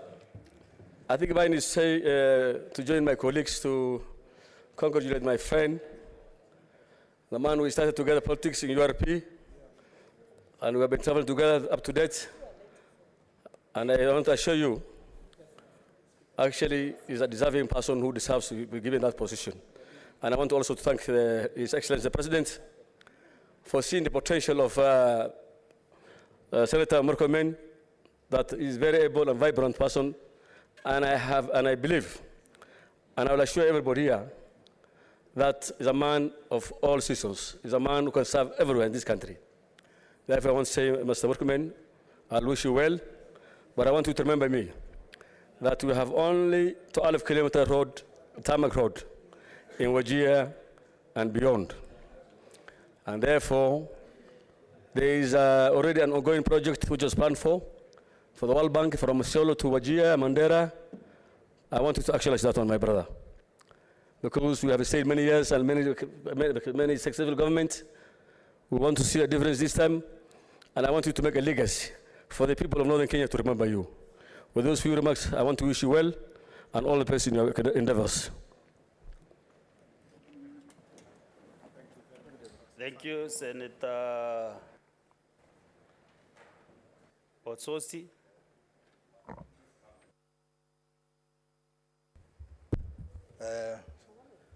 On my own behalf and the people I represent of Vihiga, I want to congratulate Senator Murkomen for his appointment as a CS. I want to say that I have been observing Honorable Murkomen when I was in the National Assembly, and I want to say I liked his contribution on the floor. And when he was being vetted, he was among the 2 CS nominees who impressed me. I think Honorable Murkomen and Honorable Moses Kuria. They seemed to have an adequate understanding of the respective roles that they were going to perform. But most importantly, Senator Murkomen has been part of the process of nurturing devolution in this country. You remember he was part of the task force that birthed the devolution that we have. And we know he has been very passionate about it. So now that he's going to the Ministry of Roads, we know that under 4th schedule, the transfer of functions for roads, county roads, has not been completed. We would want as a Senate that to be the first assignment we are giving him so that we have county roads fully under our county government, so that KERA is not acting nationally, and KURA, the mandate to manage the roads must fully return to the county governments. With that, I wish you well as a CS, and please, when we knock on your door, please open for us. Thank you. Senator Veronica Duarte.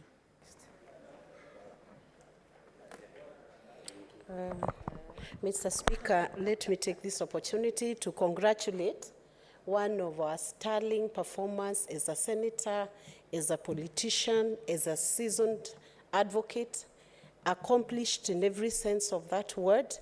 Congratulate him for being nominated as a cabinet secretary, and I believe now he has been approved by the National Assembly. I think the contribution you have done to this nation in democratic space is something that has left a mark in the history of the Republic of Kenya. As the UDA party, we are very proud of you. The kind of contribution we have seen you do across the whole nation is something that will be etched in the memory of very many people, especially the young people who have been watching you, who have been reading your tweets every morning.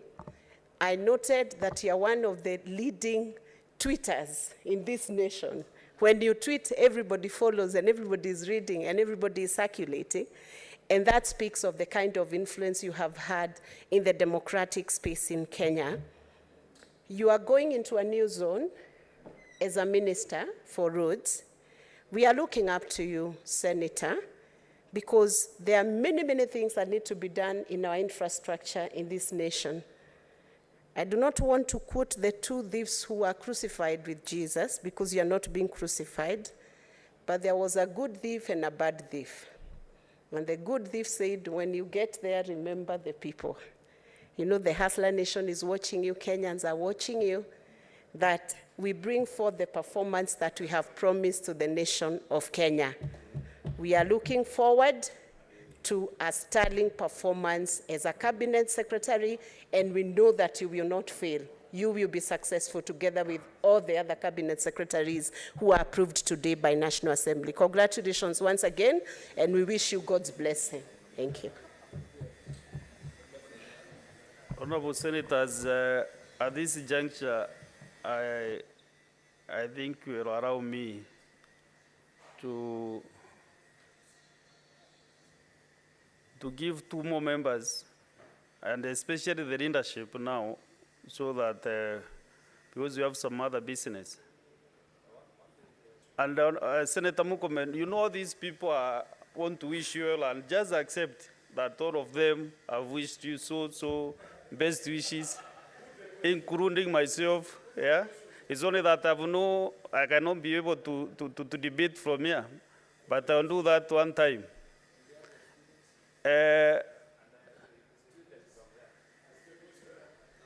No.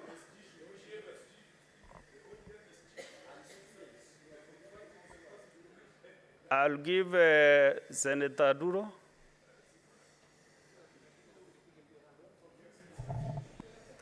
Thank you, Mr. Speaker. Mr. Speaker, I wish to congratulate Senator Murkomen. I have known him for the last, I think, 11 years, from the days of URP. Number two, I served with him actually in the last Senate, and I've deputized him. Senator Murkomen is a very kind leader who is very respectful, very social, very encouraging. And I think if I stand here and praise him, maybe I might take some hours. But I want to tell him that we are really happy that he's going to join the other side of the House. I have even traveled all the way to Elgeyo Marakwet with him to address even County Assembly of Elgeyo Marakwet one time. Mr. Speaker, I want to tell Senator Murkomen the sky is the limit. You are young, and I'm sure you are one of the youngest ministers that have been appointed. You understand the challenges of this House. You have been passionate about devolution. As for Isiolo, we have only one tarmac road that has not been finished for the last 6 years, which is Isiolo Kina Garbatula. I hope you will help us to finish that road, and maybe we'll come and discuss. And I hope you will serve us as this House, non-partisan, to make sure that we are really proud of you as being one of us. We wish you all the best. We will support you in your endeavors. Thank you so much. Majority Whip, Senator Dr. Boni.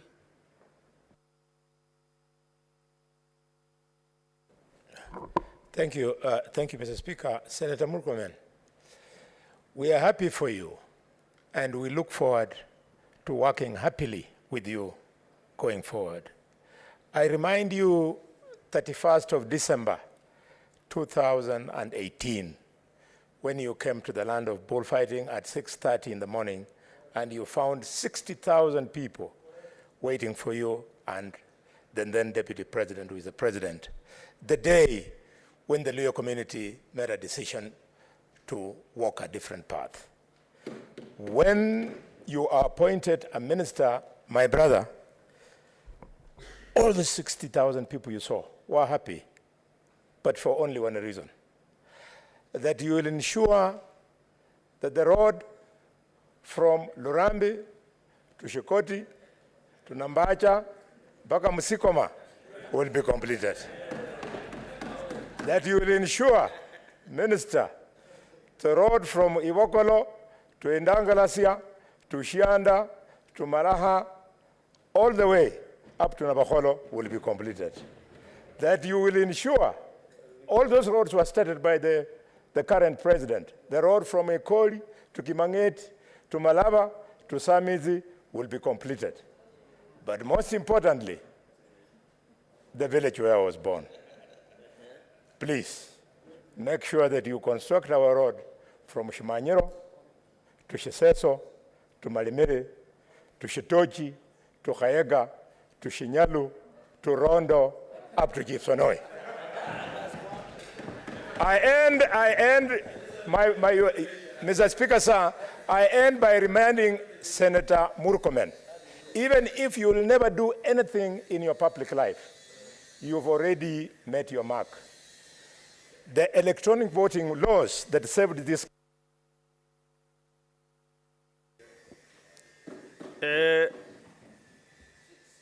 You know, if I don't give other senators an opportunity to mention their own, then I'll be doing a lot of disservice to them and their constituents.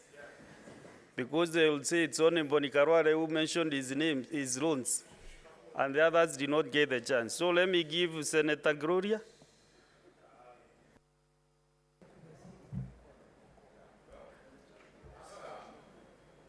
Thank you, Mr. Speaker. Senator Murkomen, congratulations. We worked together in the, during campaigns, under communications. And I remember one thing you told me, just keep doing what you're doing because, you learned somewhere. And I want to say that there are so many youthful people out here who are actually celebrating your appointment because there is hope for the youth. And he has actually showcased that hard work pays. So I want to say congratulations to Senator Murkomen, and thank you for believing in me and pushing me to keep going for those shows and keep doing what I was doing in the campaign. Just one request from Kisii County. We are tired of flying through Kisumu. We need our airport. So if you can, there's a lot of traffic there. There's traffic, we are at the border of Tanzania and Uganda. We can really open up the markets there. So if you can just see what the problem is with the airport in Kisii, and then ingine tutaongea nyuma ya tent. Asante. Senator Sifuna. Edwin. Thank you, Mr. Speaker. Allow me to also join my colleagues in congratulating Honorable Kipchumba Murkomen on your appointment. As he has said himself, Mr. Speaker, we go some way back. He just failed to disclose a few bits of our history together. That in fact, in third year of university, when he was in fourth year, we are the class that defeated him at a very hotly contested election for the Kenya Law Student Society president. I think that is what it was called then. I have known him for all this time, Murkomen. I know that many have already gone before me and have sung your praises. I was a bit concerned. Yeah, I think he wished to be. He can't refuse you. I can't refuse. I can't refuse. Hold my time. Mr. Speaker, I think just to remind Senator Sifuna that actually it is not that you defeated me in that contest. It is to the contrary. I was the outgoing chair of KLSS. And Mr. James Mamboleo was my candidate, who was in your class. So we defeated the Okonjos, who were in the 4th year, as I supported Mamboleo. So Mamboleo was one of my mentees who was in your class.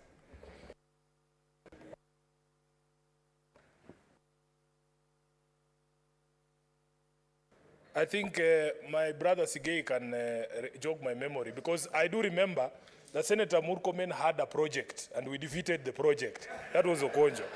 But I was getting a bit concerned, Mr. Speaker, when I saw my chair, the chair of Roads and Transport. You know, he was gushing when he was with praise for the nominee. And yet, Mr. Speaker, I thought that we in the Roads Committee are supposed to be his supervisors, now that he has been appointed as a Roads Minister. So, Mr. Speaker, only 2 things to my brother Murkomen.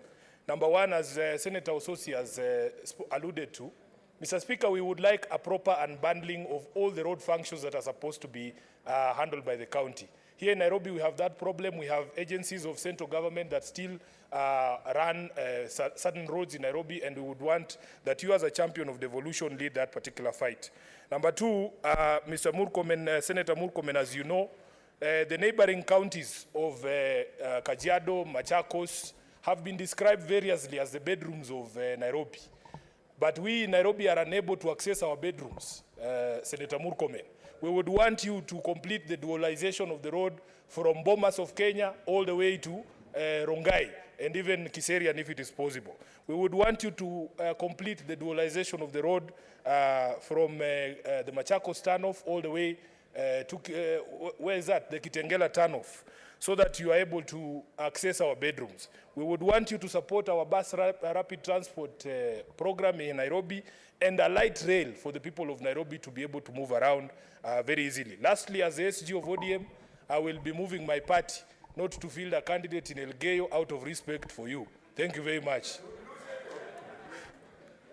Okay, Senator Mboi Isa Juma. Asante sana Mheshimiwa Spika kunipa fursa hii niweze pia kumpa kakangu Mheshimiwa Murkomen mkono na kumtakia kila laheri katika hii nafasi yake ya waziri wa barabara. Ndugu yangu Mheshimiwa Murkomen, kuna kitu ambacho nataka ukizingatie sana. Kwa sababu ukitoka Mombasa, huwezi kutoka Mombasa kwenda Kwale, lazima upitie Mombasa. Na kivuko kikubwa kabisa ni pale feri. Feri kuna shida kubwa sana nani Mheshimiwa Murkomen. Na pale pia karibu mwaka juzi kulitokea ajali mbaya sana ambapo gari litumbukia ndani ya feri. Ni kwa sababu ya kutokuwa na watu kuangalia usalama katika feri. Na mimi naomba Mungu akujalia ukisha tuapishwa sawa sawa, na kuomba tafadhali utafute siku moja uandamane na viongozi wa pwani, uje Kenya Ferry uone vile watu wanavyohatarisha maisha yao wakivuka ndani ya hicho kivuko. Mimi kila siku nikivuka huwa naomba Mwenyezi Mungu kwamba tuvuke salama. Hakuna usalama kabisa kwa wananchi wakivuka ndani ya feri. Usalama hamna kabisa. Unakuta watu wanaingia katikati ya magari, feri zinaondoka, feri ni mbovu, kiu ni ndefu kuanzia barabarani huko mpaka karibu na kizingo barabarani. Mheshimiwa, na kuomba kakangu uangalie hili jambo sana la Kenya Ferry. Na pia mambo ya bandari. Bandari ya Mombasa ina shida sana. Ufisadi umezidi. Tunataka usafishe huu ufisadi katika bandari ya Mombasa. Na pia katika kaunti ya Kwale kuna hii bandari ambayo tunataka kujengewa ya Shimoni. Na kuomba kakaangu tutabisha milango kila mara kukuambia kwamba hii bandari iweze kusimamishwa sawa sawa. Na kutakia kila laheri, na tutakuwa tukigubisha milango kila mara kukukumbusha kuhusu habari ya Kenya Ferry na bandari ya Shimoni ya Kwale. Asante sana na Mungu akubariki. Senator Mandago Jackson.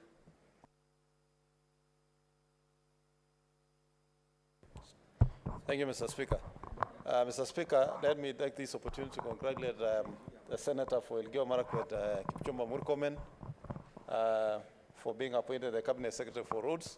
Mr. Speaker, I've taken this opportunity because we don't have now a Senator for Elgeyo Marakwet after this, to remind Senator Murkomen that in Elgeyo Marakwet, in a village called Mongwa, if he remembers very well, we went there and we were not able to reach. We had to call for an helicopter, Mr. Speaker, and even that helicopter could not find a proper place to land, Mr. Speaker. I want to ask the Cabinet Secretary, Mr. Murkomen, that even as you begin work, Mheshimiwa Murkomen, please, we don't want a situation where you will feel that you know you are going to do a road in Elgeyo Marakwet, and that is where you come from.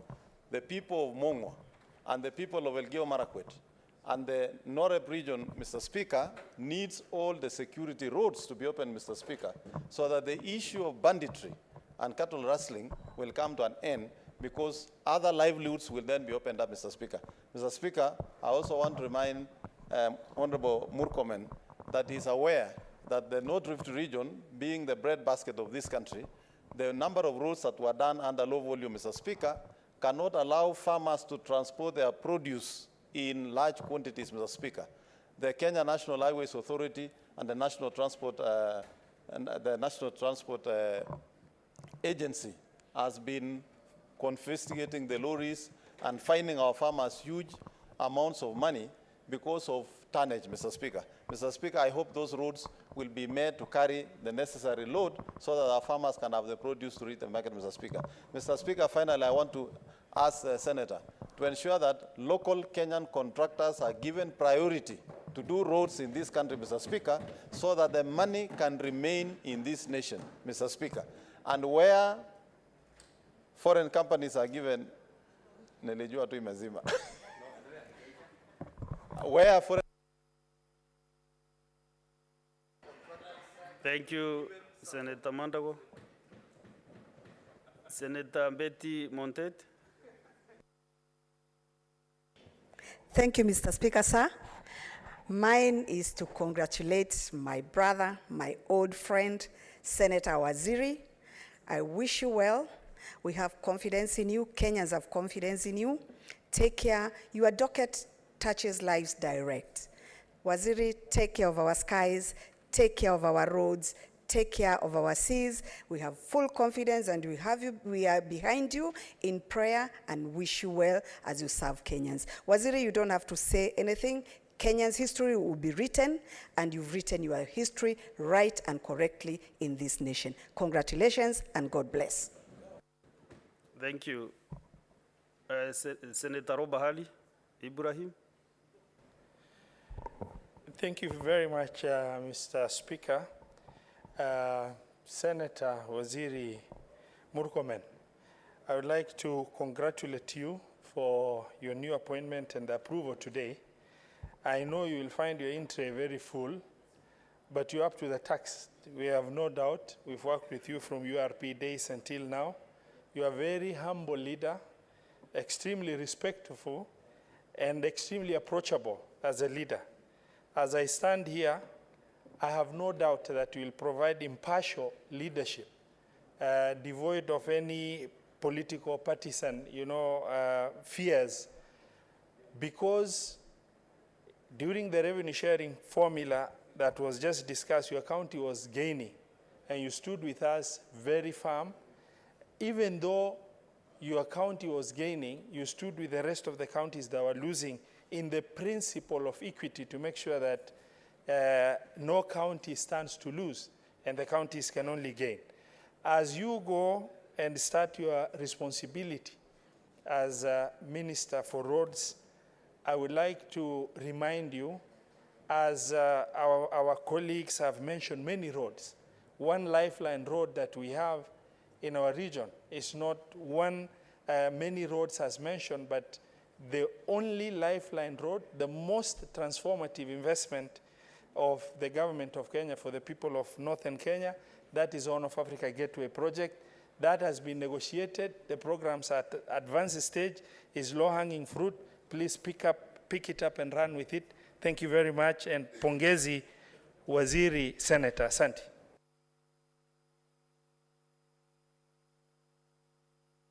Senator Mulgo.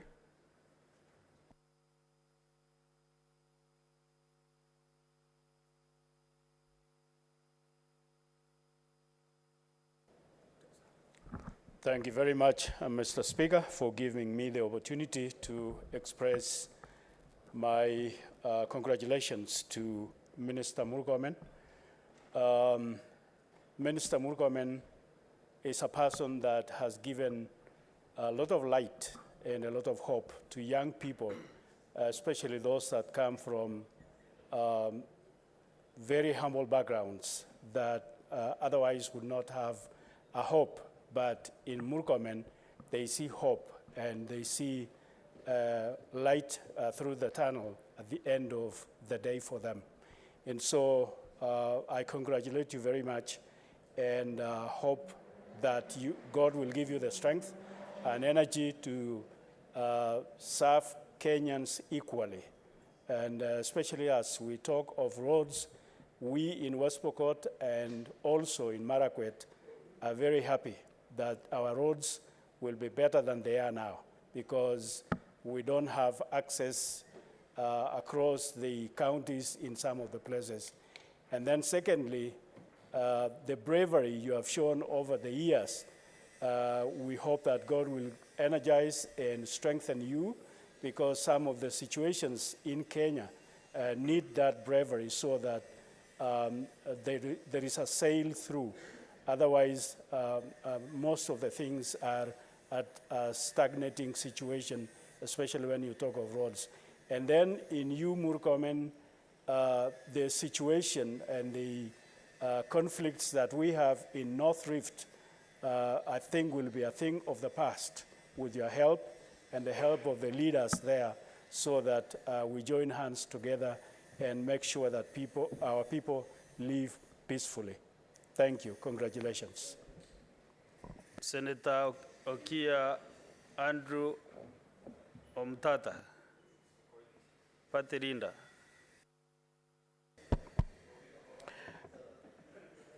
Mr. Speaker, sir, thank you for seeing me at long last. And I'm happy it's on this occasion of bidding our brother, Senator Murkomen, kwaheri. Senator Murkomen is a great man, a good friend. And I remember shortly after I had been declared the winner of the Senate seat in Busia, he called to congratulate me, and he put me through to talk to His Excellency the President. I'm very grateful for that. And I have no doubts that being the man who has clarity of mind and conviction, he is going to deal with that huge, huge ministry in a manner that will satisfy many Kenyans. Senator Murkomen, as you have heard from the senators around here, the issue of roads is a problem across the country, and I will be knocking on your door very soon to come to Busia and see the Kisumu-Busia highway that has made Busia town look like a cowshed. We hope you'll help us fix the road. God bless you and good speed. Honorable Senators, you know when the senator for Busia is happy, everybody is happy. So, so I want to conclude now with just two more, Senator Medu and one more senator from this side, Senator Mohamed Abdara Shakila.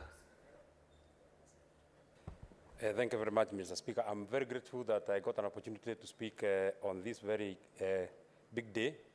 It is not every day that a senator is appointed to be a CS. I would want to wish my brother, the senator for Elgeyo Marakwet, the best as he takes on the new duties. Senator Kipchumba Murkomen and Senator Aaron Cheriot in the chambers today. My being here in this Senate, they have really contributed. I would not want to underscore their contribution to my being here. When somebody was almost convincing our party leader that it was not necessary to do a nomination or party primaries in my county, because they were saying that the guy that was running against was so popular, Senator Kipchumba and Senator Cheriot stood by me. They said, subject the young man to nominations. If he's good enough, he will win. If he is not good enough, he will learn. And I'm very happy that I beat the guy with over 100,000 votes because I was popular. And they knew that I was popular. They were only victimizing me because I was a young person. Senator Kipchumba Murkomen has mentored many of us. And it is now for Senator Aaron Cheruiyot to take it from where Senator Kipchumba is living. As I wind up, he has a date for the people of Nyandarua. He promised them the road from Donjojero to Ihide that is connecting Nyandarua and the county where his wife comes from. So he has a date to his in-laws. Thank you very much, Mr. Speaker. Okay. Senator Abdalla. Asante Mheshimiwa Spika kunipatia hii nafasi kumpongeza Waziri Murkomen. Waziri Murkomen amethibitisha ya kwamba ukifanya kazi yako vizuri kikamilifu kwa Senate unaweza kukua na ufike kiwango tofauti. Kwa hivyo nachukua huo uwe ni mfano mwema kwa viongozi wengine ya kwamba mtu anaweza kukua kutoka pale aliko na akasonga mbele, na Murkomen amethibitisha hivyo. Mheshimiwa Waziri, najua umepewa mambo mengi tofauti ama request nyingi na watu. Mimi nikiongeza sauti yangu, Mheshimiwa Speaker, ni kwamba sisi Lamu hatujawahi kupata lami. Labda ingekuwa si ile lapset, mpaka sahihi hatungekuwa na hata kilomita 1 ya lami. Na hiyo imewekwa kwa upande wa Lamu Magharibi. Tunaomba Mheshimiwa Murkomen kwa upande wa Lamu Mashariki ujaribu kutuwekea lami kutoka pale lapset kwenda Kiunga, kwa sababu hiyo ndio barabara magaidi wanatumia na kujificha kuja kufanya uhalifu katika kaunti ya Lamu. Kwa hivyo Mheshimiwa Murkomen, ukiangalia hiyo barabara ya Kiunga kutoka pale Hindi mpaka kufika Kiunga mpaka Mkokoni, utakuwa umetupunguzia mzigo mkubwa sana wa magaidi na tutakuwa tunapita hiyo barabara bila shida yoyote. Mheshimiwa Spika, mimi nashukuru sana kwa kunipatia hii nafasi na kupongeza Mheshimiwa Murkomen, na sina shaka utaacha urithi wa kuthibitisha kwamba umeweza hiyo wizara na umefanya kazi mzuri. Shukran sana. Senator Mazayo, Stewart, Mainoli Terinda.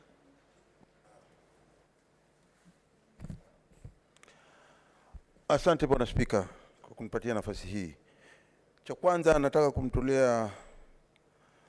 kumpatia kongole ndugu yangu Murkomen kwa kuteuliwa kama waziri, na mwisho vile vile hatimaye bunge letu la kitaifa kupitisha ya kwamba anafaa na anastahili kuwa waziri wa barabara na mambo ya uchukuzi. Bwana Spika, mkono wa buriani kwa ndugu yangu Murkomen. Kitu ambacho mimi naweza kusema kikubwa kama ndugu yake Murkomen, na kwamba kwa umri mimi nafikiria ni mkubwa zaidi, naweza kumwambia sasa, wadhifa uliopewa wewe ni wadhifa mkubwa sana. Macho yote yanaangalia, hayaangalii umri, bali wataangalia matendo utakayofanya ndani ya ofisi. Usia wangu ninao kuambia ndugu yangu, na ushike vizuri sana, ufunge katika vidole vyako, ni kwamba ukiwa unatumikia Wakenya wote watumikie kwa roho moja, na mimi ninayo imani ya kwamba utawatumikia kwa uwezo, maarifa kadri ya Mwenyezi Mungu alivyokupa. Nakumbuka tu cha umuhimu ambacho naweza kusema kwamba Senator Murkomen aliweza kukitenda na Wakenya wengi waliweza kukiona, ni wakati wa ugavi wa pesa. Mimi mwenyewe nilikuwa shahidi. Seneta wa Nandi alitutoroka, alikwenda akakimbia mbio sana, alafu sisi tulikuwa tunapoteza pesa. Tana River ilikuwa inapoteza, Kilifi ilikuwa inapoteza, na kaunti zingine pia ilikuwa zinapoteza. Bwana Spika, lakini Bwana Murkomen na Aaron Cheruiyot Bwana Spika, kupea hoja ya nidhamu wa uchukui. Mr. Speaker, when you look at standing orders, on the contents of speech. Mheshimiwa Speaker, it's it in order for the great senator and minority leader to cast aspersions that I was running away. You know, is it in order? And those are things that are gone. And yeah, it's a historical fact. Why is he reopening and revisiting? Yet we are not in an historical injustice class, Mr. Speaker. It's totally out of order to cast aspersion. And by the way, to cast aspersion against my teacher, who supervised me for 4 years, and he knows I passed with flying colors. That is a serious indictment, Mr. Speaker. Just promise him that this time around you'll not run away. Thank you. Asante Bwana Speaker.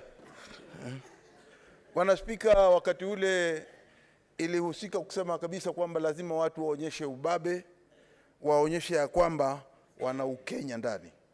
Na lilikuwa jambo la kushangaza, jambo pia la kuweza kupeana mkono wa kongole, na ili sisi wengine tuliona ya kwamba mtu ikiwa anaweza kujitolea ya kwamba kaunti yake inapata, lakini kwa sababu wengine wanapoteza, sio haki.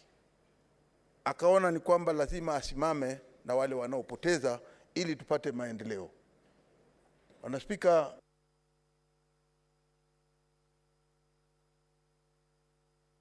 tunamuongeza dakika moja tu. Dakika 5 Bwana Speaker.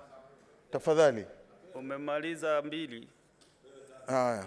Zinabaki 2. Na huyu mwambie Charagia asiingie, asiwe na hoja ya nidhamu katikati. Bwana Speaker, Bwana Speaker, cha umuhimu ni kwamba wakati ukiwa unaketi katika wizara na unaendelea kutenda kazi zako, ndugu yangu Murkomen, watu wa pwani wanakuangalia. Mara nyingi katika serikali zilizopita kutokea wakati wa uhuru mpaka hivi sasa tunaangalia serikali ambayo inaongozwa na William Ruto. Tunasema ya kwamba wakati mkifikiria kutengeneza barabara za pwani, tusifikirie mambo ya utalii. Manake hilo ndio lilikuwa lengo lao. Tuanze kufikiria kwamba wakati wa watu wa pwani pia wako na markiti, wako na masoko makubwa makubwa, wako na wakulima, wako na mabarabara pia, wanataka kwenda katika vitongoji kule wanakoishi, ili tuweze kupata maendeleo pia sisi kama yale yaliko katika kaunti zingine ndani ya Kenya. Ndugu yangu Murkomen, mimi ninajua ya kwamba wewe ni kiongozi dhabiti na utaweza kuendeleza kazi yako kiukamilifu kutumikia Wakenya, na mimi nakutakia kila laheri katika hizo shughuli zako wakati ukiendelea na uwaziri wako. Asante. Mungu akubariki sana. Majority Leader. Thank you, Mr. Speaker, for giving me this chance.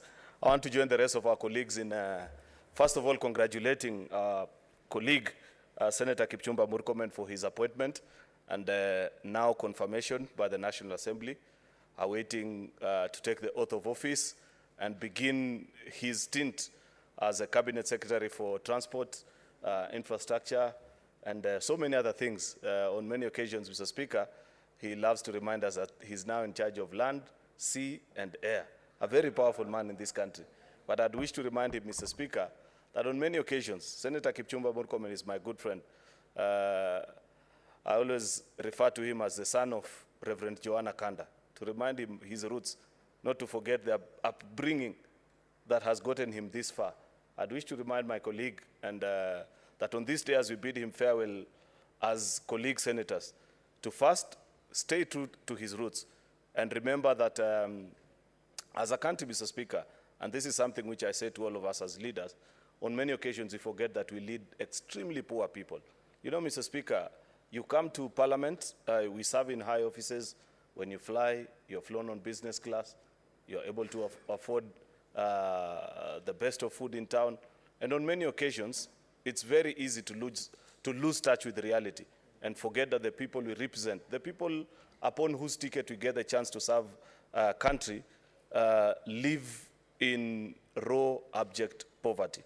I have no doubts in my good friend Senator Murkomen that he will not forget about his roots, that as he leads that ministry, He will lead a transformation program that will ensure that we better the lives of ordinary Kenyans, ensure that the policies that he puts in place will leave Kenyans far better than before he became a minister. That's my single most prayer, and I believe it's a prayer of many people who wish him well, including his family, his children.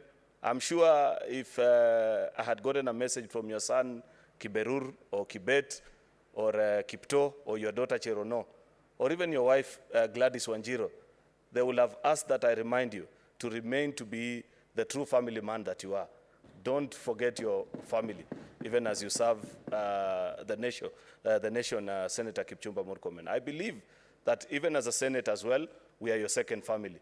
Remember, Senator Murkomen, that in the year 2020, when the roads bill made its way to the Senate, senators took a very principled position, that given the fact that KERA serves interlinkably together with county governments, and it was increasingly becoming the norm rather than the exception on many occasions, to find that in the audit report of many counties, a road is done by KERA and the county government also comes and does the same road. And Kenyans ended up losing a lot of money. Senators demanded to be part and parcel of the county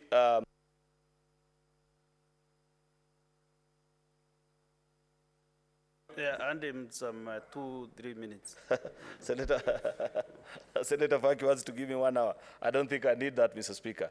But the point that I was making is that as a House, we demanded to sit in the County Roads Committee as senators, because you cannot oversight the operations of county government if the situation is such that you find roads that are being done by the county government, the national government continues to put money on the same. Therefore, it made lots of sense. I do look forward to a time where, either by policy proposition or through legislative proposal to this House, the senator will actually cede to that request and accept that senators be part and parcel of the County Roads Committee, so that we oversight and we ensure that Kenyans get value for their money. Finally, Mr. Speaker, is just to also remember that we have Senator Soipan. I had wished that he had been here this afternoon to also give her farewell. We wish her well. In the cabinet, Mr. Speaker, I was counting actually, and I said perhaps maybe the president loves this House more than the other. It's a dangerous statement to make, but if you count the number of senators that will be in this cabinet, including our colleague, Senator Professor Kithure Kindiki, who has been a leader in this House, Senator Mithika Linturi, Senator Soipan Tuya, Senator Kipchumba Murkomen, I see a complete departure from the past where in cabinet, Senate was looked down upon. I see actually a future where ministers will look forward to coming to this House and answering to questions of accountability as demanded of by colleague senators, and treat this House with the respect that it deserves. I believe that our former leader will lead the light in ensuring that this place has its rightful place. I wish you well, Senator Murkomen. I appreciate for the time that we have served here together, about 7 or 8 years. Thank you for being a good friend, for assisting many young people. I know your students, Senator Cherargei and Chimera, never got the opportunity to say they appreciate you for being a good teacher on their behalf. Though you never taught me personally, you taught at a university that I went to, and actually at a time when I was a student. So on behalf of all your former students as well, we celebrate you. Godspeed in your activities. Go ye and serve this country well. Thank you, Mr. Speaker. Thank you, Linda. Senator Murkomen, at least we have one thing in common, that both of us are born from men of God. I'm also a son of Reverend Erastus Murungi. So at least bear that in mind. Even when we meet in the corridors, at least we must get them blessings. Get other wishes from the following senators, who I can see are lined up here, but because of time, maybe I know you have an open door policy. Your office will be open anytime. Senators, you can visit Waziri to wish him well and to discuss other issues. We have Senator Okech Endi, Senator Sekirenku, Senator Ngogi Joe, Senator Sosa, and give you time, Senator Lema Letian Ezena, You are wishing again yourself, Senator Murkomen. I can see you here. Okay, Senator Kibwana Hari Yaminda, Senator Oyemo Beatrice, and your student, Senator Chelagay Samson. But there are few interventions here from Senator Emaratian. You have? Okay, no, don't speak on her behalf. You know now she is a senator nominated to represent the youth. What is out of order? Sorry. Thank you, Mr. Speaker. I just wanted to congratulate the Honorable CS and remind him that he is holding a very vital docket in our country. And it's a docket that has a very great ripple effect across every other development spectrum in the whole country. And that I also want to remind him, with your permission, Mr. Speaker, that I had spoken to him about 2 roads that will not only connect the northern frontier, but also ensure that there is security in the north. Because the best thing that the government has ever done to us, like Captain Robert said, is that the Great North Road greatly reduced insecurity from Archer's Post to Marsabit. So if the Honorable Waziri can give us another road from Maralal to Baragoi and from Wamba to Maralal, we'll appreciate. Thank you, Mr. Speaker. Yeah, I'll give it. Yeah. Senator Zena, you are coming to debate through the back door. Senator Joyce Korir, you have praised an intervention. Yes? Let me hear your voice. What do you want to say? Okay, thank you very much, Honorable Speaker. Let me just say congratulations to the Honorable Murkomen. Of course, Honorable Speaker, we've been waiting for this time since we entered this house. But I want to say that I must congratulate the government and for giving chance to Honorable Murkomen, Honorable Soiban, Honorable Wahome, Honorable Kuria, all those colleagues. Thank you. And I want to assure the Kenyans that we have a working team. And I want to urge Mheshimiwa Murkomen that I know you will walk the talk. Thank you and may God bless you. Thank you. Senator Kibwana Hari.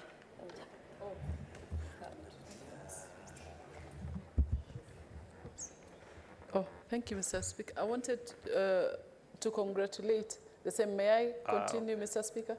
I think you have congratulated already. Oh, okay. The only thing I would ask is, Bwana Waziri, I need an appointment with you so that I can discuss all these issues. Asante. The last Congratulations and all the best. Okay, Senator Beatrice, last. This is the way, Honorable Speaker.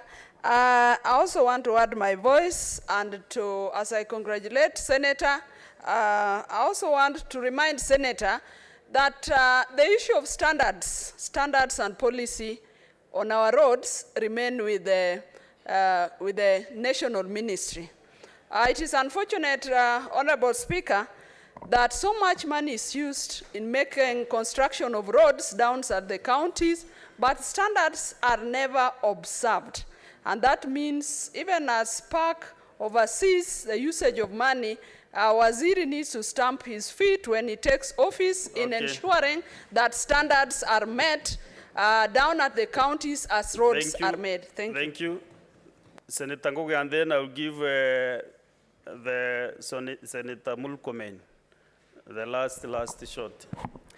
Thank you, Mr. Speaker, for this opportunity. I also want to take this opportunity to congratulate Senator Murkomen on his appointment as Minister for Roads. Senator Murkomen has been very inspiring to most of us. I first saw him on television in those days when they used to go with David McCarley, and I noted that he was a very astute debater and who rose to become a very successful senator, whom, when we were campaigning, all of us wanted to be like him. And Senator Murkomen, you know, there is that issue of Keno, and I know that you're going to look at it. I brought you a written submission from the people of Keno. Please remember that particular matter, and remember that we need the road from Keno to Marwa completed, so that as you go to see your in-laws, you will also use a good road. Thank you very much, Mr. Speaker. Senator Murkomen.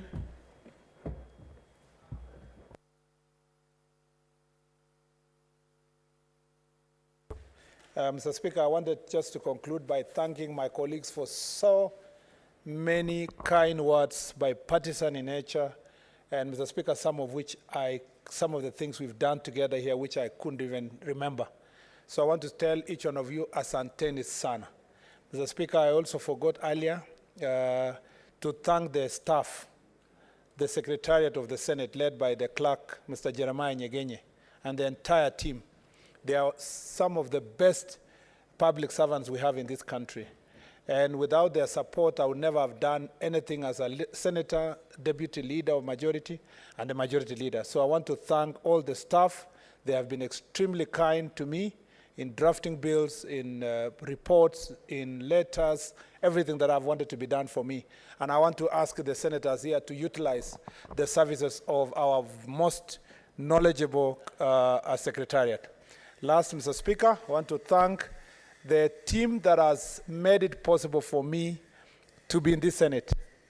Mr. Speaker, that is the campaign team, famously known as OKM team.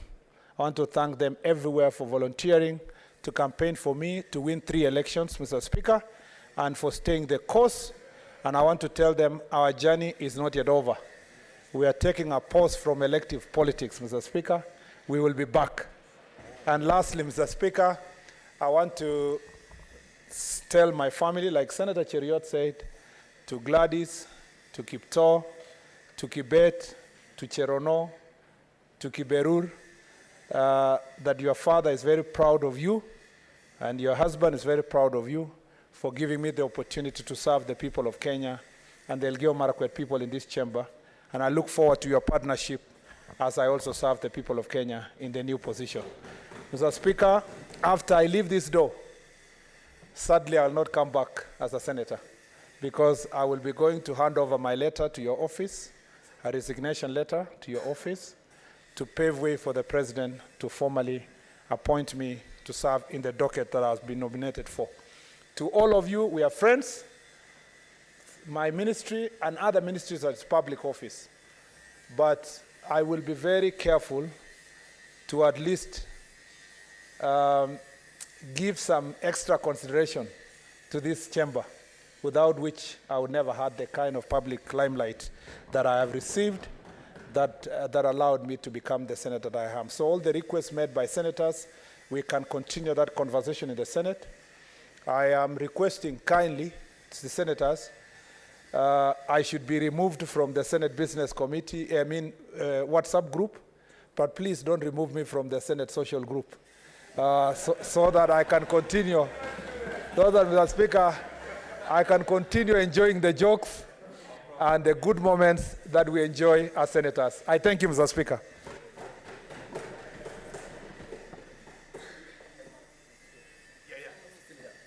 Senator Murkomen, on behalf of the end of the Senate, the Right Honorable Speaker of the Senate, Amason Kingi, myself, his deputy, the entire Senate, the staff and all the people who work with us, the great people of Meru County, and my very behalf, I wish you well. I wish you best of everything. And I wish you God's favor as you serve the good country called Kenya. So thank you, and God bless you in your future endeavors. I'll be retreating to my office shortly to receive you and the letter that will be accompanying you. Therefore, let's get to the next order.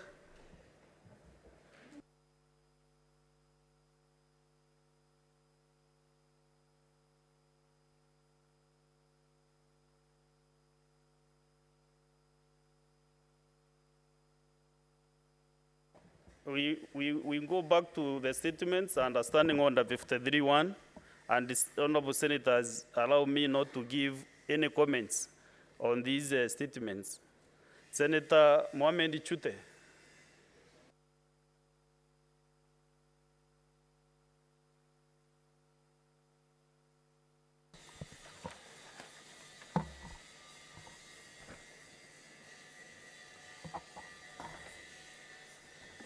Mr. Speaker, sir, I rise pursuant to Standing Order 53.1 to seek a statement from the Standing Committee on Education on the state of operationalization of the Technical and Vocational Education and Training, TVET, institutions in Marsabit County.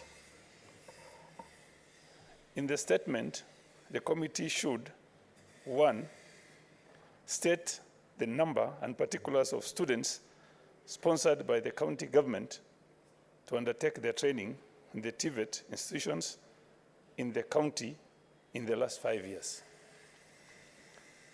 2, state the amount of public funds allocated, disbursed, and spent in the TVET bursary, bursary scheme in the last 5 years, giving the number and particulars of the beneficiaries. 3, shed lights on allegation of closure of certain TVET institutions such as Umuro Vocational Center, Obu Vocational Center, Moyale Vocational Center, Loyangalani Vocational Center, Saku Vocational Center, Abdikatil Vocational Center, and Merile Vocational Center, stating the amount of funds disbursed to these TVET institutions in the last 2 years. And finally, state the number of students disadvantaged as a result of closure of these institutions, providing alternative interventions to alleviate the situation. Senator Mohammed Chute Marsabit. Thank you, Mr. Speaker. Senator Girori Yoruba, make your statement. I rise pursuant to Standing Order 53-1 to seek a statement from the Standing Committee on Information, Communication and Technology regarding the localization of digital data storage. In the statement, the committee should explain why data created and owned by Kenyans is stored in servers outside of Kenya, making it difficult to protect the rights of Kenyans under the data protection laws in Kenya. 2, list the number of online entities which have operations in Kenya, stating their particulars such as the presence of a locally registered office for accountability reasons.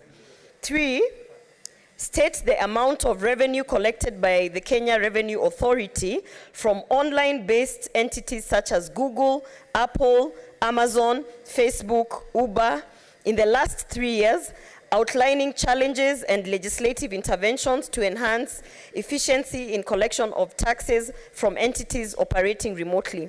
4, give reasons for the lack of localization of data storage, which could ensure that jobs in the technology sector, specifically the data center industry, are not exported, allowing us to create a robust digital economy. And 5, state initiatives, if any, put in place by the Ministry of Information, Communications and Digital Economy to localize data storage and physical representation of online-based organizations.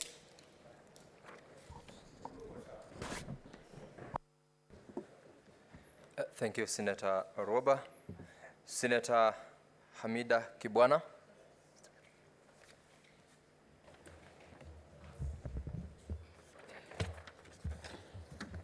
Thank you, Mr. Speaker.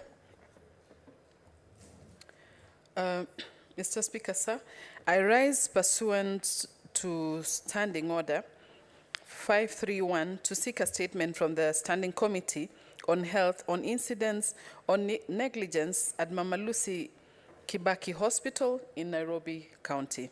In the statement, the committee should shed light on the circumstances surrounding the death of a mother, Mrs. Maureen Anyango, after delivering twin babies at Mama Lucy Kibaki Hospital, and one Eddie, who died at the same facility from injuries sustained in the road accident, stating the respective dates of this admission, the time they were attended to, and date and time to their respective deaths. Indicate the emergency care procedures performed on the respective patients, if any, prior to their deaths. The third, undertake an investigation into the conduct of the hospital management with a view of recommending disciplinary measures against persons found culpable. Number 4, investigate the state of facilities at the facility as well as the standard of service, provincial service, including the medical officers to patient ratio. 5, state the amounts in public funds disbursed to the facility in the last 1 year and provide an audit the functions undertaken within the same period, making specific reference to the medical supplies procured, and conduct an assessment of the emergency care preparedness at level 5 hospitals in the counties, stating the competencies available for emergency care. I thank you, Mr. Speaker. Thank you, Senator. The Honorable Senator for Nairobi County, Edwin Sifuna, your statement. Thank you, Mr. Speaker. Mr. Speaker, I rise pursuant to Standing Order 53.1 to request for a statement from the Standing Committee on Land, Environment and Natural Resources regarding the issue of compulsory acquisition of land and compensation for compulsory acquisition of land to landowners in Lamu County over the terminated coal and power projects. Mr. Speaker, over 4,000 acres of land were set aside for 2 power generating projects, one in Kwasasi village and the other one in Baharini, both in Lamu West constituency. However, the said projects have been halted for several years now, and the landowners whose property had been set aside are yet to be compensated for compulsory acquisition. In the statement, the Standing Committee on Land... Senator Sifuna, sorry, I'm cutting you short. Could you approach the table for the proper and approved statement?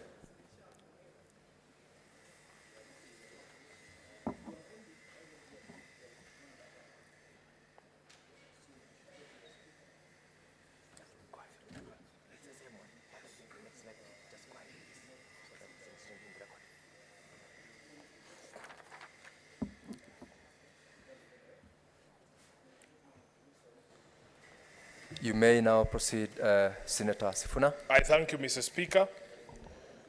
I rise pursuant to Standing Order 53, Mr. Speaker 1, to seek a statement from the Standing Committee on Land, Environment and Natural Resources regarding the fate of the 600 owners of compulsorily acquired land, which was to pave way for the coal and power projects in Kwasasi and Baharini villages in Lamu County.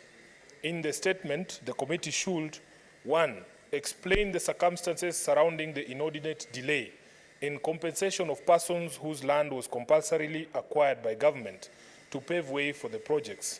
2, explain the legal recourse available to the residents with specific reference to compensation and payment of any accrued interest brought about by the delay and inconvenience caused to them. 3, establish whether there was involvement of the public during the compulsory acquisition in line with Article 232, 1D of the Constitution, and 4, state the plans that the Ministry of Lands, Public Works, Housing and Urban Development and the National Land Commission have put in place, if any, to revoke the title deed issued to the project and return the land to its original owners. I thank you, Mr. Speaker. Thank you, Honorable Senator Sifuna, the Senator for the County of Nairobi. Next is Senator for Mombasa County, Mwenye Faki.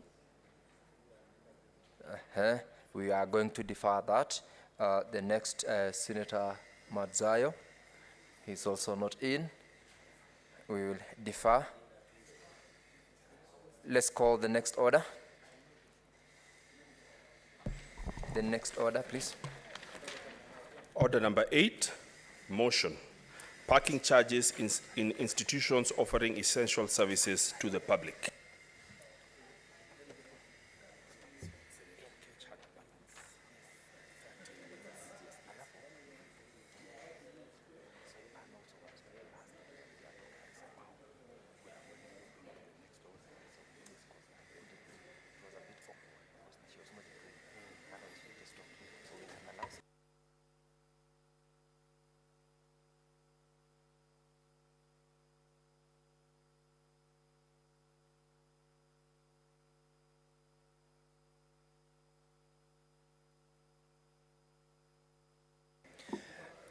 Honorable members, Senator for Migori County, Eddie, you had your time yesterday. You had utilized 6 minutes. You have got 13 minutes of your time yesterday to contribute to the motion by the Honorable Senator for Nairobi County, Honorable Sifuna. I will allow you to take the floor so that you conclude on your time, as we also take up more responses to this. Go ahead, Senator. Thank you.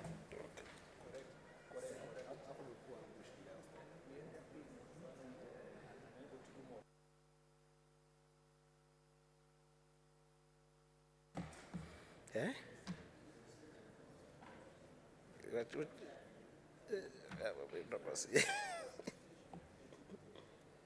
So, Mr. Speaker, thank you so much. I wanted to just briefly contribute to the matter of a turn about the exorbitant parking fees, especially in areas that we consider giving Kenyans within Nairobi or who come to Nairobi fundamental services or essential services. And yesterday I rose to bring a different perspective, which is the perspective of the lack of a nexus between county laws and national laws. Because pursuant to Article 209 of the Constitution on power to impose taxes and charges, only the national government may impose income tax, value-added tax, excise tax, custom duties, and other duties on import and export goods. But if you read that article more importantly, Mr. Speaker, 209 sub-article 5, the taxation and other revenue-raising powers of a county shall not be exercised in a way that prejudices national economic policies, economic activities across county boundaries, or national mobility of goods, services, capital and labor. Essentially, Mr. Speaker, in my humble view, the problem in Nairobi comes from what we see as some of these draconian laws that the county government of Nairobi has been able to pass. I was referring yesterday, Mr. Speaker, to an instance in 2018 that the Nairobi County government passed a financial act that started imposing these exorbitant fees on any enterprises that do have businesses that work around issues with regards to parking. So the question that I was bringing to the House, therefore, is the question of, is the problem in Nairobi a question of revenue generation or a question of pure regulation? Because if it's a question of pure regulation, then it is easier to have people like the Nairobi County government solve. But if it's a question of revenue generation, then it becomes even more complex, my brother Senator Sifuna, because you will find that Nairobi County government starts setting targets to raise more money, which then ends up affecting any other businesses that then engage in parking. So I was giving an example of this year where Nairobi County government actually did pass a bill, I think it was on February 5th, 2022, where the Nairobi County government passed a bill that for any business that does have a capacity, any parking business that have got capacity of 50 vehicles must actually pay Nairobi County government up to 500,000. And for any business that has got 100 and above, then they must pay up to 2 million, Mr. Speaker. And these have got a ripple effect in the other areas that we talk about, because what then ends up happening is that the businesses, or rather the businesses that are engaged in essential services in the county, then respond to those kind of policies and start putting up with it by increasing their charges. So I think that where there's a problem or a nexus between national laws and the county laws, then it goes without saying that county laws will therefore prevail. Because if you look at Article 92, Parliament is actually the National Assembly and the Senate. There is nowhere where it is mentioned that Parliament also includes the county assemblies. So this was the context in which I was requesting that even as we think about passing this motion and having some remedial responses from this motion, Mr. Speaker, it is critical that we be able to regulate the nexus between county laws and the national laws that pertains to this kind of revenue generation laws that we see in the counties. I thank you, Mr. Speaker. Thank you very much, Senator Eddy. The Honorable Senator for Nandi, Cherargei Simpson.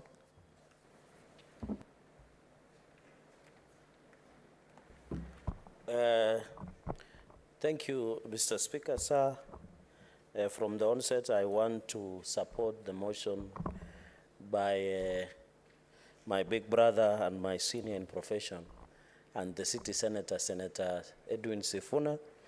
I think this motion is timely. On several occasions, you know, as rural senator, I've always questioned why you have to pay for parking in an hospital.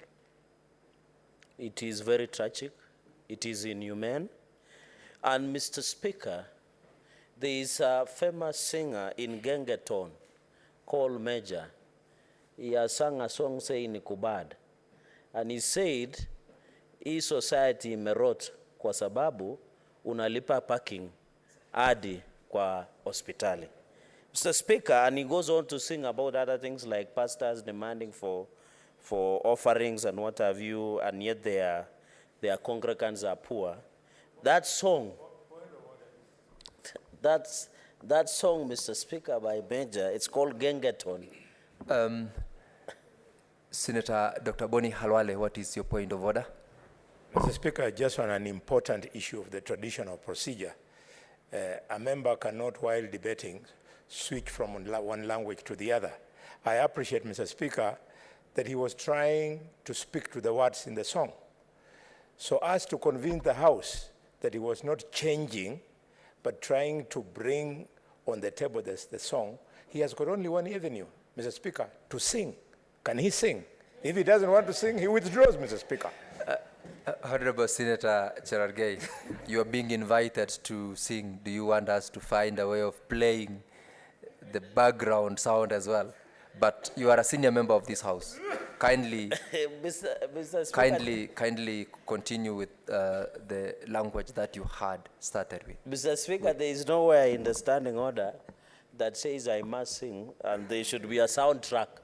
But I was just using an example so that a lingua that our young people in most of our cities can understand, because there is a singer called Major, he sings a song called Gengeton, and in one of the typing I can infer the song says Nikubad, and somewhere along the lyrics he talks that if you have to pay, kama ni lazima ulipe parking kwa hospitali, then society imeoza. So it's a lingua I'm trying to put in context, but I invite Senator Boni Kalwale, who is my chief whip, the majority chief whip and the bullfighter, if they, at Senate Business Committee, they can include soundtrack. Mr. Speaker, I can humbly drop the hits in the floor of the House. Mr. Speaker, that's how rotten the society is, and I would agree. Why would you want to pay parking in an hospital? You can imagine, Mr. Speaker, you have a private vehicle, you are carrying a sick person or somebody on an emergency, and somebody somewhere, you cannot access an hospital, Mr. Speaker, especially in this city.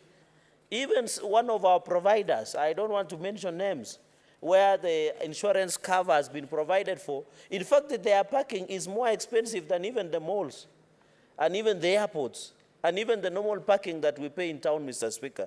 This one is inhumane. I support Senator Sifuna on this, Mr. Speaker, and note with a lot of concern.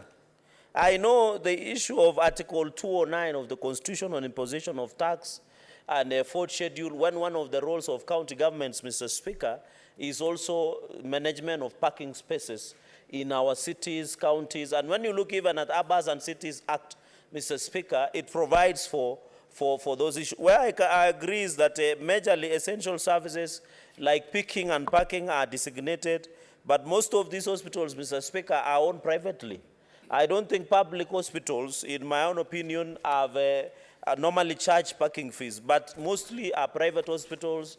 We have also educational institutions, airports, shopping malls. Mr. Speaker, I know some of these people are doing these parking fees because they just want to deter people from using their spaces. But the point is, for example, why would you want to charge somebody who is bringing sick? And you know, you go to Nairobi Hospital, you must pay to use their parking. You are a patient, you want to be treated, you have taken somebody who is sick, they are charging, and the charges they charge you is so exorbitant. So the question should be, who regulates? Even when they charge 500 shillings per hour, do the county government of Nairobi get even 50 shillings? I doubt not. So in as much as Article 209 has provided where we are talking about the own source revenue, and I've had my brother, my younger brother who is learning ropes very fast, Senator Eddie Kisheru, has inferred by saying the county governments have been given power to tax. It is provided by the law. These are devolved function, I agree. But Senator, after the resolution, I know we don't have an implementation committee. When the Roads and Transport Committee, I think Senator Sifuna is a member of Roads Committee. They should follow the resolutions of this House. Say that if we have ordered that the governor of Nairobi issues a writ against private hospitals who continue to charge us how do you charge somebody who is sick? And if they die, who will pay? Mr. Speaker, those are some of the questions that Kenyans ask themselves. Yes, and I agree, it's very unfortunate. Mr. Speaker, another point I wanted to make is that on the issue of malls, shopping malls, I think somehow we might not agree because those are commercial enterprises. But, you know, you and me serve in Public Accounts Committee. We want counties to meet their own source revenue, Mr. Speaker. I don't think Bomet hospitals are charging parking. I doubt high. But in as much as if we have a mall in Bomet town, Mr. Speaker, I appreciate Bomet town is a very big city. I don't know whether they have a mall nowadays. I'll need to do the checks, Mr. Speaker. Mr. Speaker, these malls, and the only part I disagree with Senator Sifuna, and I hope when we make resolution, is the issue of shopping mall. Because we want counties to meet their target, we want also to be creative. We are also looking at the own source revenue that we have. So the issue of shopping mall, where I don't agree is educational institutions, which is okay, hospitals and airports. I think for airports, maybe because of emergency, but those provisions will be provided for. But for shopping malls, please allow counties. But now we need to agree. When I go to a shopping mall, I pay 200 shillings. That at least a third of that tax or that charge should go to the county government so that they can meet their own source revenue. Another issue, Mr. Speaker, is on the issue of these essential services. I wish, Mr. Speaker, so that you remember, Mr. Speaker, during the last session, there is a time the Ministry of Interior brought the regulations on COVID.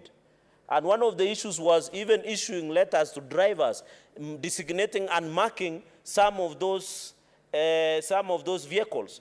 So the question, and I know when we make a resolution, and this is a rider, is that we should also say, if I'm driving an ambulance, which is well designated, or any other car, we should provide a provision within the regulations to ensure that they are essential vehicles, even in terms of passage, so that we don't need to stuck in the traffic. You have an ambulance, Mr. Speaker, driving, and yet they are sticking on the same lane as the other ordinary vehicles, Mr. Speaker. So my own proposal also on this, to add to this issue, Mr. Speaker, is to ensure, Mr. Speaker, that we provide a provision of roads. And it is good that Senator Murkomen, who is the incoming CS, will cease of this matter.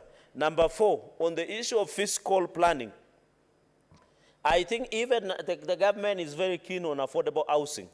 We must agree, Mr. Speaker, that even as we build those apartments, even as we build these big houses, we must also provide for essential parking.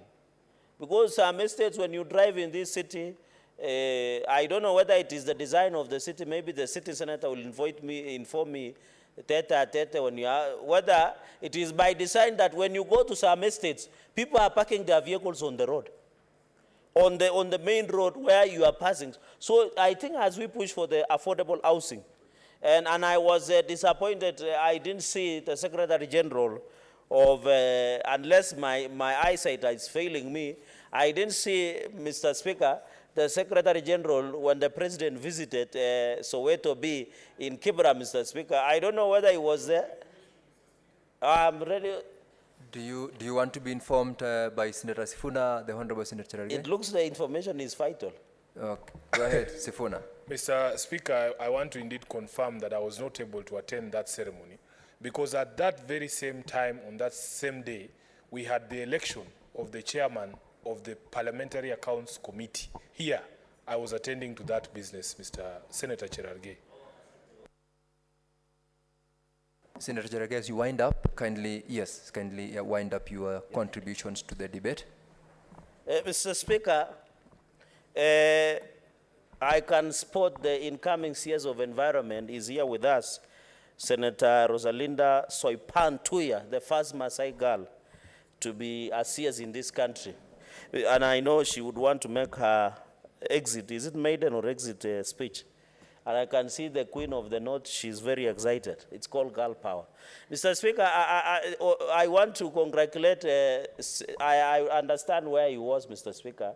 Senator Sifuna, and I agree, Mr. Speaker, and he yesterday elected me to be the Vice Chair of Public Accounts. So I will pass that information to the head of state, to the President, that the reason Senator Sifuna was not able, he was electing me to be the Vice Chair of Public Accounts Committee. And in future, he will be invited to attend such events, Mr. Speaker. Finally, Mr. Speaker, in the interest of time and so that our colleague can make our exit speech, Mr. Speaker, is that I agree with the resolutions of this House. Let us, parking in hospitals and other essential services, Mr. Speaker, be stopped. Let counties be more creative. And let me, by the way, finally, Mr. Speaker, when they say they want to increase charges, they want to deter. But the problem is they have other mechanisms to know I'm just leaving my car. Like the way I used to come and leave my car in your office, Mr. Speaker, is you need to, if I'm your client, you can be comfortable. So we need other mechanisms to ensure we sort out, Mr. Speaker. Finally, is to congratulate Senator Sifuna. I think this is a very essential motion. When it comes to voting and division, Mr. Speaker, we shall support this motion and hope it brings changes in our cities and also in our towns and in our villages and in our rural areas. And Mr. Speaker, allow me so that I don't come back to congratulate Senator Soipan Tuya. Senator Cherargei, allow her first to give her statement so that you give your congratulatory You know, I'm excited for her just like all the Maasais in the world. Thank you, Mr. Speaker. Hold on your excitement, Senator Cherargei. Honorable members, I now call upon the mover of this motion to reply. Senator Sifuna. Thank you. Thank you so much, Mr. Speaker. I rise to reply. I want to thank all the colleagues who have contributed to support this motion. I think, Mr. Speaker, the only point that I wanted to add from all the beautiful contributions that have been made is that just because the motion was moved by the Senator of Nairobi, this does not necessarily mean, it doesn't actually mean that the motion only concerns Nairobi. I have had some submissions here that perhaps this is a problem with Nairobi County. These essential services exist everywhere. I started by saying that the the motion was motivated by a conversation with these hustlers who drive taxis in Nairobi, the Uber drivers, Mr. Speaker. This situation is obtaining in other counties as well. Mr. Speaker, you will know that if you have ever been to Kisumu International Airport, immediately you check into the airport, you're required to pay parking. It doesn't matter even how long you stay. So this is a problem across the country at JKIA, at Wilson, at Kisumu Airport, even in Eldoret. To my sister, Senator Asige, yes, indeed, persons with disabilities require even more time to do what she calls the transfer from the vehicle to the wheelchair. and it is in fact exacerbates their charges that they are required to pay at these particular points. I have had the privilege of campaigning and working with the Member of Parliament for Westlands, who is also the chair of the Disability League in my political party, Honorable Tim Wanyonyi, and I have seen firsthand how difficult it is for that transfer to occur. And mind you, Mr. Speaker, Tim Wanyonyi has an army, an actual army of people he has to move around with for him to be able to do those transfers quickly. So you can imagine a PWD who does not have the same capacity or team like Tim Wanyonyi. So, Mr. Speaker, this motion addresses all these concerns that, for these essential services that are rendered across the country. Senator Boni Khalwale was talking about the matter being a Nairobi issue. In fact, Kenyatta National Hospital is not even a county hospital. It is a national referral hospital. And there is absolutely no reason why they should be charging parking for people who come for their services. So with those brief remarks, Mr. Speaker, I think I'm done. Thank you very much. I move. Thank you very much, Honorable Senator of Nairobi. Now, Honorable members, pursuant to Standing Order 84-2, I make a determination that this matter does not affect counties, and I now put the question that aware that many urban areas and towns in Kenya lack designated car parking areas as a result of imbalance between parking supply and demand, mainly due to ineffective land use, planning, and miscalculations of space requirements, thereby leading to exorbitant parking fees. Noting that most essential services offered in hospitals, educational institutions, airports, shopping malls, and other public utilities are offered in urban centers and other designated areas that charge parking fees to access, acknowledging that whether they are delivered by public or private providers, essential services such as health, banking, education, shopping, and other utilities are considered to be public services because they are public goods that sustain the well-being of every citizen and help in development of the society as a whole. Concern that access to hospitals, educational institutions, airports, shopping malls, and other places offering essential services might be hindered due to exorbitant parking fees levied on motorists accessing these services. Further concern that charging entry fees amount to double taxation, as the motorists who would have paid the parking fees will still pay for the services that they are seeking. Now, therefore, the Senate urges the Cabinet Secretary for Land, Housing, and Physical Planning, together with the Council of Governors, to come up with a policy framework to create an enabling environment for protection of motorists accessing essential services from paying exorbitant parking fees. Now, honorable members, will as many as are of that opinion say aye? Aye. Will as many as of a contrary opinion say nay? The ayes have it. Honorable members, before we call the next order, I would like to go back to the statement and invite the Honorable Senator Soipan, the nominee for Cabinet Secretary, to give her statement to the House. Honorable Senator, take the floor.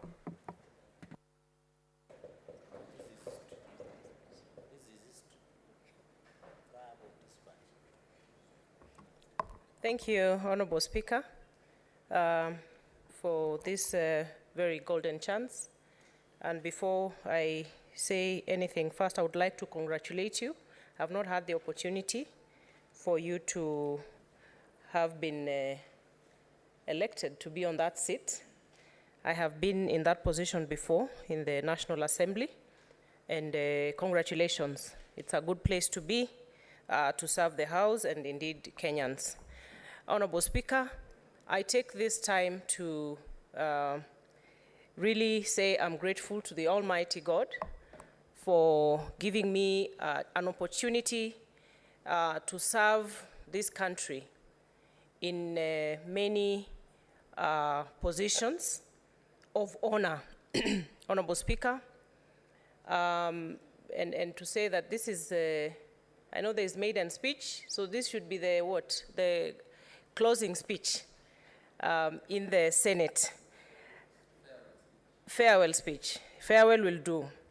I have been a member of parliament in the National Assembly since 2013, and therefore this marks my third term as a member of parliament.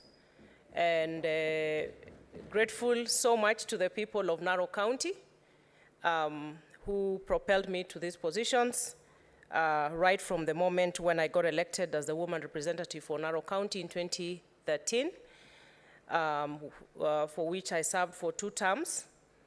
And grateful to my party, the United Democratic Alliance Party, for affording me an opportunity to join the Senate in 2022. Honorable Speaker, it is an honor to be able to have a feel and to make my contribution from the 2 sides of the Parliament of Kenya. And at this point, as just before I penned my resignation as a nominated senator, I felt like I needed to be here to thank you, colleagues, for the very, very short stint of time that we have been together in this honorable house, serving as a nominated senator and also serving as a member and vice chairperson of the Committee on Devolution and Intergovernmental Relations, also as a member of the Health Committee of the Senate, as well as a member of the Powers and Privileges Committee. It is an honor, a very short stint indeed, but I was really looking forward to being here with you colleagues and to make a marked difference in discharging the roles of representation, legislation, and oversight as a member of this House. Nevertheless, honorable members, I have again been bestowed with a very high honor, for which I'm grateful to God, to my party leader and the President of the Republic of Kenya, His Excellency William Ruto, and indeed the people of Narok County. Without the support of the people of Narok County, I would not be here. And it is, again, a big honor, being the first ever Maasai woman to have been nominated and now heading to be appointed as Cabinet Secretary. Since the advent of this country, actually in the whole world, there has never been any other Maasai woman who has held this very honorable position. I thank God. I thank our party leader. Indeed, as the president, for that matter, because as I go on for my appointment, it will not only go down in history, but it is going to motivate and push other young girls in this country to dream bigger, to work harder, and while knowing that, yes, it is possible that they can be on the apex bodies of decision-making and policy implementation of this country. Honorable Speaker, for this I'm very, very grateful. And I want to wish you honorable members of the 4th Senate, I wish you well, and also to promise that, I have been nominated to one of the very, very important dockets of cabinet in this country.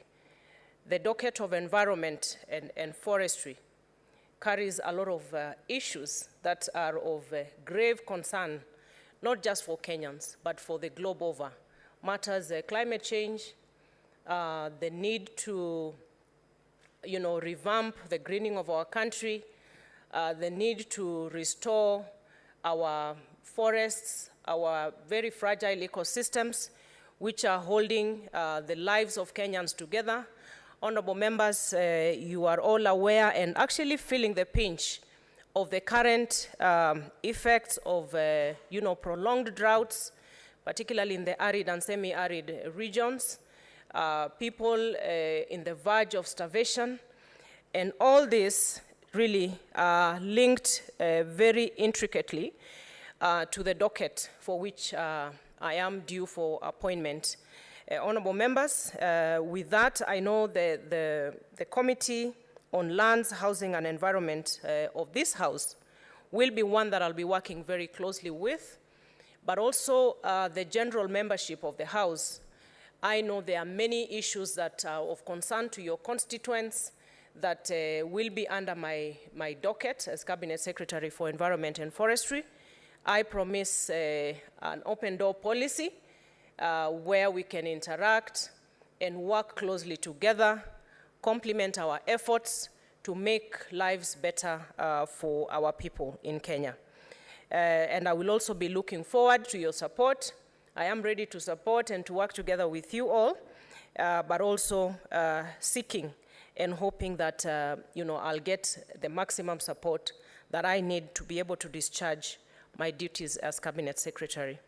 Finally, Honorable Speaker, to the women of Kenya, I want to say that it is a great moment of honor to the women of Kenya. Looking at the composition of our cabinet as it is right now, it is unprecedented. We are heading in the right direction as a country where women are finding a pride of place in very, very critical tables in this country where we make decisions that are going to turn around the lives of Kenyans. And as a member of the cabinet, I am not there as a woman cabinet secretary. I'm there as a cabinet secretary, but I want the women of Kenya to take note that the time has come for us to step up, take our positions, and take advantage of the leadership that we have at this opportune moment where our government is actually opening up all the spaces necessary for women to take charge of the destiny of Kenya.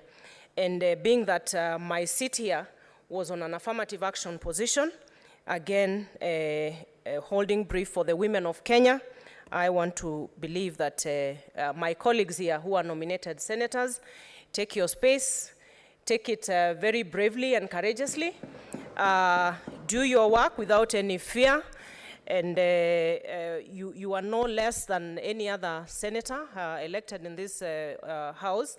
And that is not to say that, I don't take cognizance of the fact that, there's a big difference between one who has faced the electorate to get elected.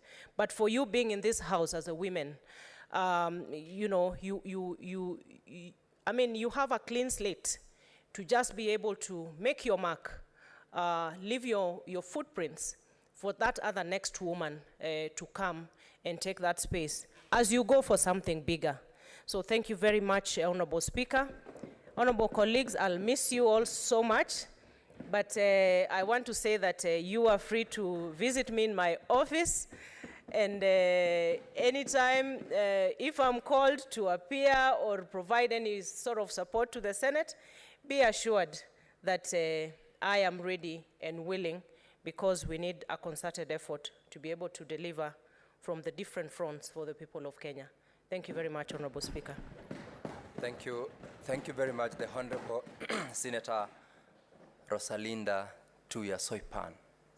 And I can assure you the rate of the desire by the honorable members to contribute to your statement and probably congratulate you will keep us for quite some time here. I would like to urge the honorable members to take the minimum time possible to contribute, or rather to comment to the statement by the Honorable Senator Tuya. And I am capping at 3 minutes maximum per senator. Let us try. Actually, 3 is generous. 2 minutes. Let's try to do under 2 minutes. If you have or you must say something, say it under 2 minutes. My list is quite long. Honorable Senator Mandago Jackson Kiplagat was in Gishu County. Thank you very much, Mr. Speaker. Let me first take this opportunity to congratulate Senator Soipan Tuya for nomination and subsequent approval by Parliament to be the Cabinet Secretary for Environment and Forestry. Mr. Speaker, this is a very important docket in this country, considering that this nation has witnessed significant changes in our weather pattern as a country. Mr. Speaker, the Cabinet Secretary will be holding a docket that is so critical to human life in this century, Mr. Speaker.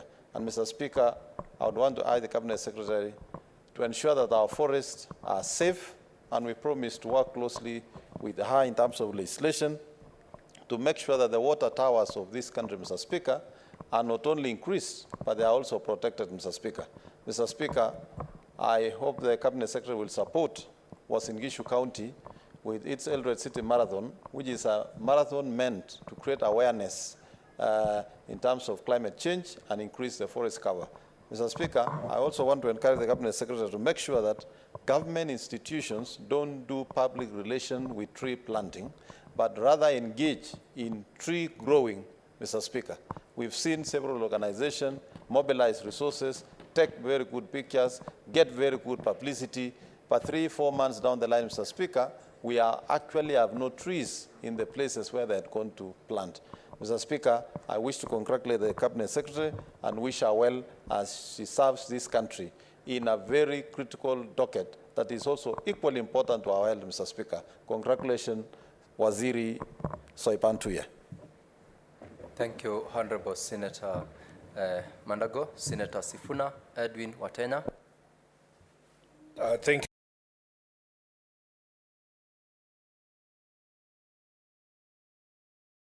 Forestry on her appointment. Of course, we haven't gotten a chance to interact in this particular house, but we have brushed shoulders on the political fields in Narok. I am very happy that you're taking over from your clansman, Mr. Tobiko, the former CS. And you know how passionately we fought for the protection of the Mau Forest. It was a hot political topic, and on that one, I can assure you, Waziri, you will always have the support of the minority side, because we believe in protection of our environment, the protection of all our water towers, as has been alluded to by Senator Mandago, and on that one, we will find, you will never find any resistance from our side. We will be looking for you as well to support us in our environmental issues here in Nairobi. You understand that we have a big problem with Nairobi River ever since the late Michuki. We have not had any serious effort in terms of cleaning up that river and ensuring that there is no encroachment. We have a problem with air and noise pollution. I know that the President yesterday said some of these things are to be left to the county governments. But of course, that is why your ministry exists, that you need to help to support the county governments as well in order to execute this mandate. I will also be looking to you, Waziri. You know, you have said that this particular cabinet is unprecedented because of the number of women that is there.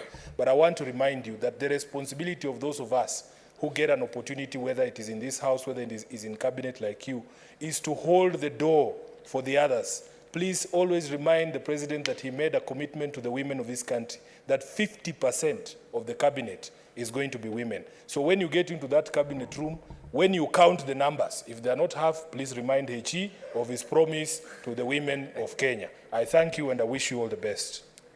Thank you very much, Senator Sifuna. Senator Orwoba Magoma Gloria. Thank you, Mr. Speaker.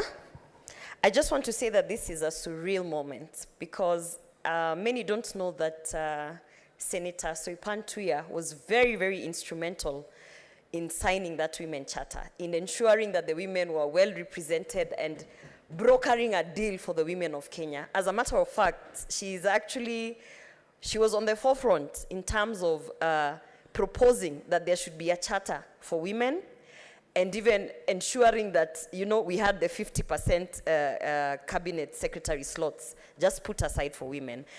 And, you know, for me, I'm very young in politics, and I've had a few mentors here and there who have held my hand. When it came to politics during the last, let me say, 18 months, I can tell you that Senator Soipan Tuya, now Waziri, has been my big sister. And any other time that, you know, I had conflicts here and there, I used to run to her and tell her, you need to guide me, you need to show me what are we supposed to do here. So again, that's why I'm saying this is a surreal moment, because when we started, the intention was not that she would land as a cabinet secretary. As a matter of fact, it was just all about pushing for women empowerment during the campaign, pushing that we ensure that at the point when government gets into place, the women will be at the table.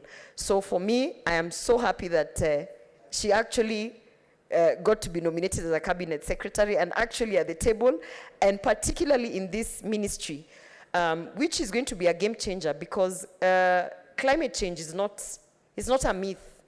Global warming is actually, it's true. These are true stories. And we needed someone like Senator Tuya to basically, you know, show people that we can make changes, to turn this thing around. It's not about public relations, like Senator Mandago has said, that we plant trees so that we can be seen on TV. It's about real change. It's about understanding the dynamics of that sector, and I am certain that Senator Soipan Tuya is the right person for that job. And just on a very light note, when we negotiated the Women Charter, and there was a lot of back and forth on representation.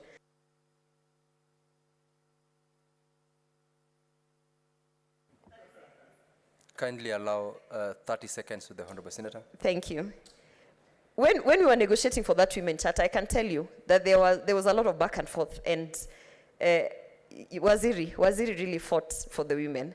And the Women Charter is really a product of that fight that she put out. So I'm glad that she's a beneficiary of the same. Asante sana, and congratulations, Waziri. Thank you very much, Honorable Senator. Senator Dr. Boni Halwale.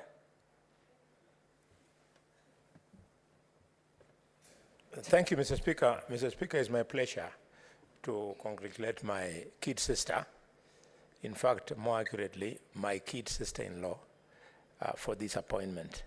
I want to invite you on 26th of November. You come to Kakamega. The guest of honor is going to be the Deputy President, Rigiji, when we have the Kakamega Annual Forest.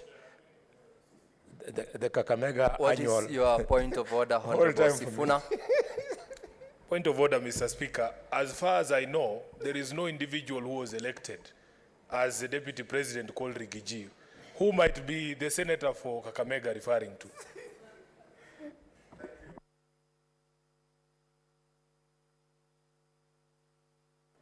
Thank you, Mr. Speaker. Mr. Speaker, you know, this youth, they confuse me. Edwin is a youth. Soipan is a youth. Gloria is a youth. You are a youth. So when I try to talk your language, you now throw me. Anyway, on a serious note, Minister, the Deputy President, Rigathi, will be the chief guest. I will host you. Don't worry about the bills. I'll take care of your bills. Rigathi's bills, we would like you to make the day a success. And we are coming to plant trees.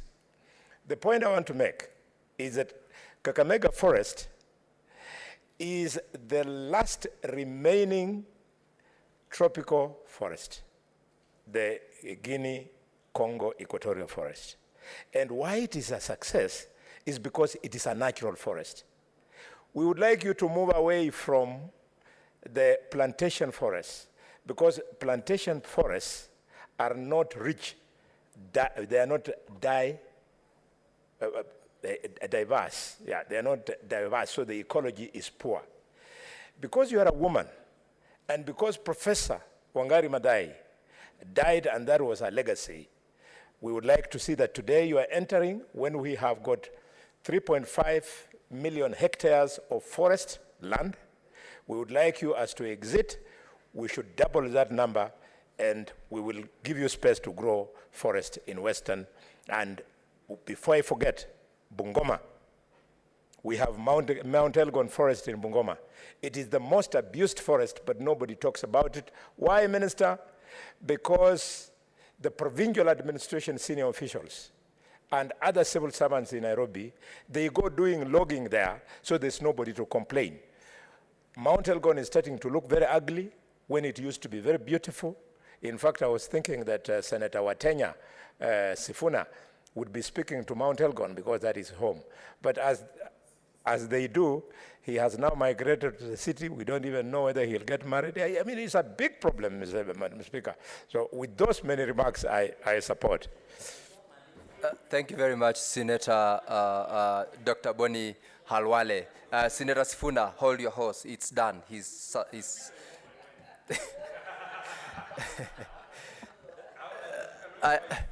I do know, and for purposes of Dr. Boni Halwale's comments, you have done your term, and may you sit down. I want to invite the Honorable Senator.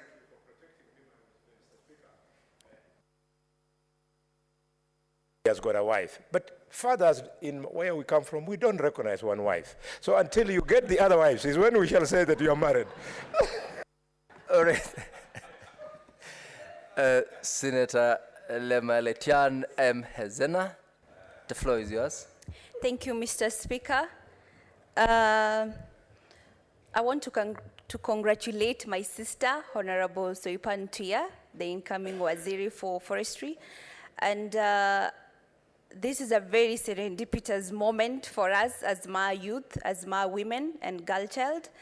And not only because she's a very deserving minister, but also because she's just literally shattered the glass ceiling for all of us.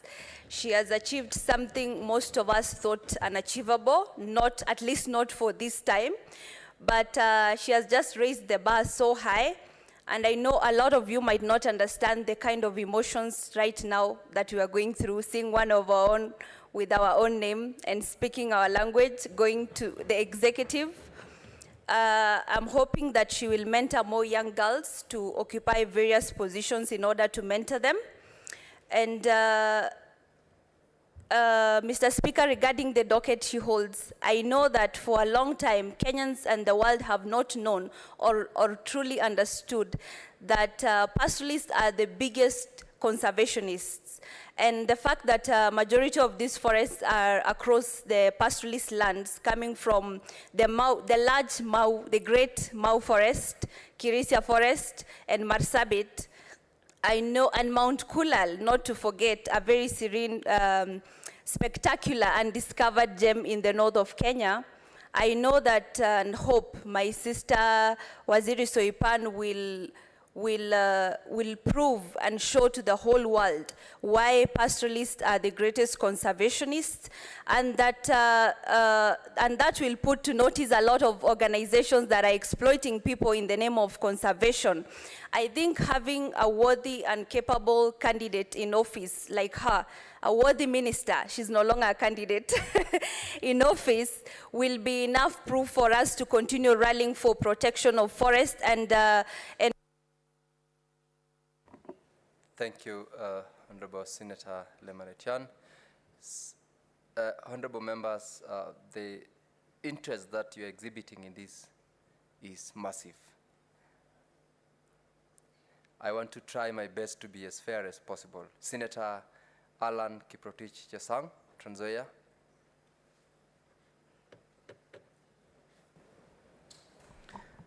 Thank you, Mr. Speaker. And on behalf of Trans Nzoia County, mine is just to also, of course, congratulate Senator Soipan Tuya. Also want to thank her, for inspiring young women outside there who think that women cannot do. She is a great example of what a man can do, a woman can do better. So thank you so much, and I'm also, myself, I'm an environmental advocate, which I have a foundation dealing with mostly environmental issues. And you should be seeing me soon in your office time to time, so please don't lock your doors on me. Otherwise, thank you so much, and may God bless you. Thank you. Thank you very much, Senator Alan Chesang. Senator Matthew John Muhia.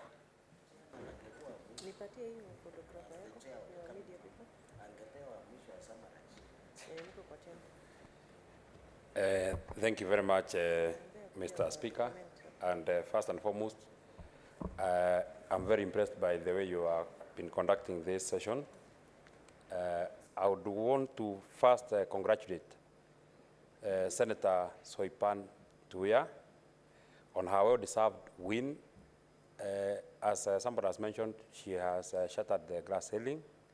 She is the first Maasai woman to ever be appointed to cabinet, and I am very, very privileged to serve as the chairman of a committee that will directly deal with the ministry that she is serving in. I'm the chairman of the committee that deals with the environment and forestry, and I'm very happy that I'll be dealing with my colleague.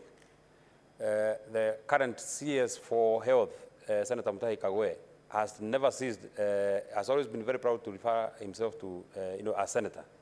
So I would want Senator Soipan and Senator Murkomen to carry the flag of the Senate high.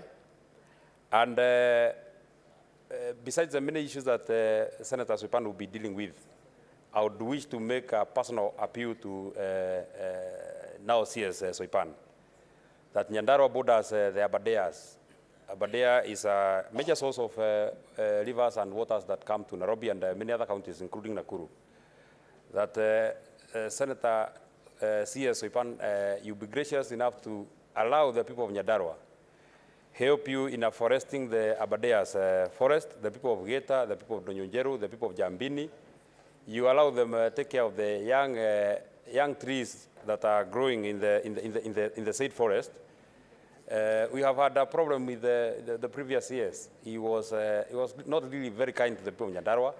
He was not allowing us to take care of we want to go to the forest to take care of the young trees. So we just want the latitude to take care of our trees. And because there's the president has made a clarion call to all of us that we need to plant 150 trees every person, because we have the national target. The people in Nyandarua will be even more willing to plant. Thank you very much, Senator Medhu. Senator Kibwana Ali Hamida. Thank you, Mr. Speaker. I am a lady of few words. I just wanted to congratulate our sister, just to say that we are proud of her. Kindly, my sister, as you have escalated and you're up there, remember us, or remember the women down here. Kindly do empower the same. I know for all the good reasons you have been nominated for your hard work. So we want to wish you the best. And we'll be waiting for you. And I will say the same thing I requested Mheshimiwa Murkomen, that we request for an appointment so that we can discuss issues out of the Senate. Asante sana, all the best. Thank you very much, Senator Hamida. Senator Cherargei, Samson Kiprotich.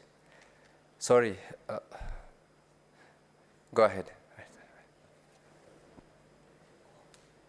Mr. Speaker, thank you. No one can question your wisdom in those decisions. Two quick things.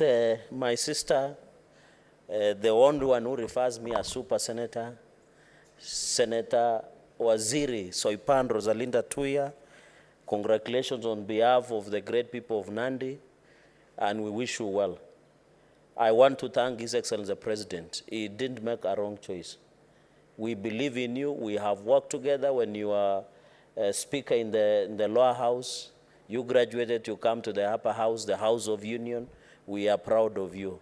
On behalf of the many Maasais also, we wish you well. I know you'll be inspiration. Two things, Mr. Speaker, so that I sit ground for other colleagues. is that we hope the protection of water towers, the issue of Mao Waziri Tuya, should be resolved conclusively and fully. Because I know, Mr. Speaker, it also affects your county, Bomet County and Kericho counties and even Nandi. So the issue of Mao, I request of you, Waziri, make sure that matter is dealt with. Number two, Nandi County, we still have many forest evictees that they have been lined up for compensation. Mr. Speaker, I want to request the CS to look into those compensation of forest evictees. They were evicted, others in the 60s, in the 70s. Others were evicted later in the early 2000s, Mr. Speaker, after 2000. Those forest evictees in Nandi should and must be compensated. Number three, Mr. Speaker, the issue of Shamba system. We beg of you, you look at properly. We want to own the forest while we produce food, Mr. Speaker. The CS should look at the Shamba system. Some of us in Nandi, we have 3 forests, one in Nandi North, Nandi South, and Nandi Central. We can own the forest, cultivate, do Shamba system. When the produce and crops are ready, we seed ground and move outside those forests, Mr.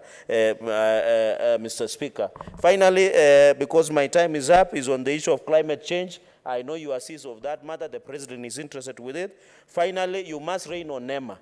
The issue of environment impact assessment must be looked at properly, Senator, and even as we do forest covers, tree plantation, that goes up to 2% to 10%. Mr. Speaker, with those very many remarks, I congratulate my sister and wish her well, and I hope she will create a special space for Senate.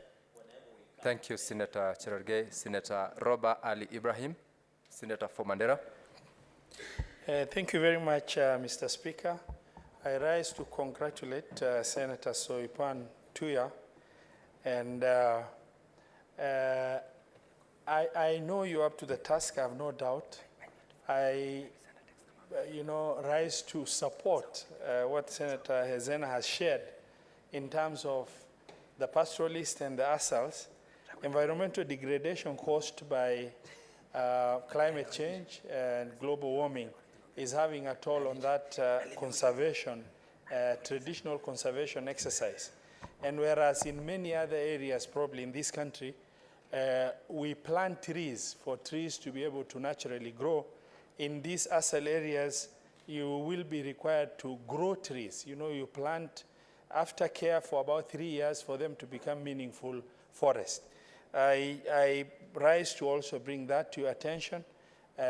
While we have put it into practice in counties, some of the counties, maybe it's worthwhile and will help you in terms of legislation requiring all government projects to be accompanied by tree planting in all these areas as a mandatory issue, which is part of the bill of quantities that is supposed to be delivered by others. We've tried that in Mandera and it has done extremely well in terms of the impact it has on the environment.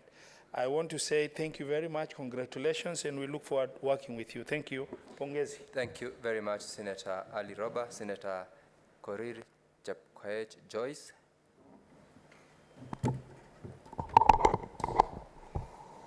Thank you very much, Honorable Speaker. Let me also take this opportunity to thank my colleague, Honorable Soipan, whom we've served together as the women representatives, and also being a neighbor of mine, I have known her for some time. Honorable Soipan also the father happens to be an area member of Parliament, Narok South, where I was born, and we've been able to interact with her in a number of times. And I want to say this, that Honorable Soipan is one lady who is so brilliant, polite, hardworking, and I know the docket that she has been given, the docket on environment, where the country right now is undergoing a lot of challenges, ranging from drought, issues of soil erosions, issues of infrastructure. I know with our input, this country will change. So I don't want to say much, Honorable Soipan.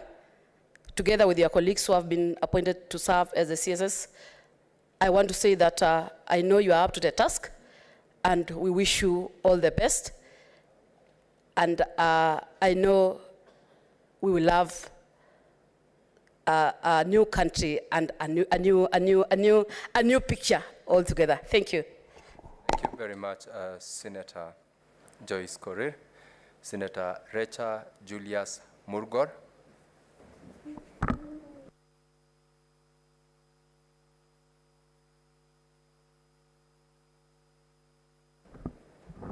Thank you very much, Mr. Speaker. I would also like to express my congratulatory speech for Soipan Tuya for being appointed CS as expressed by herself, and also as our brother Murkomen expressed before, that he came from a humble family.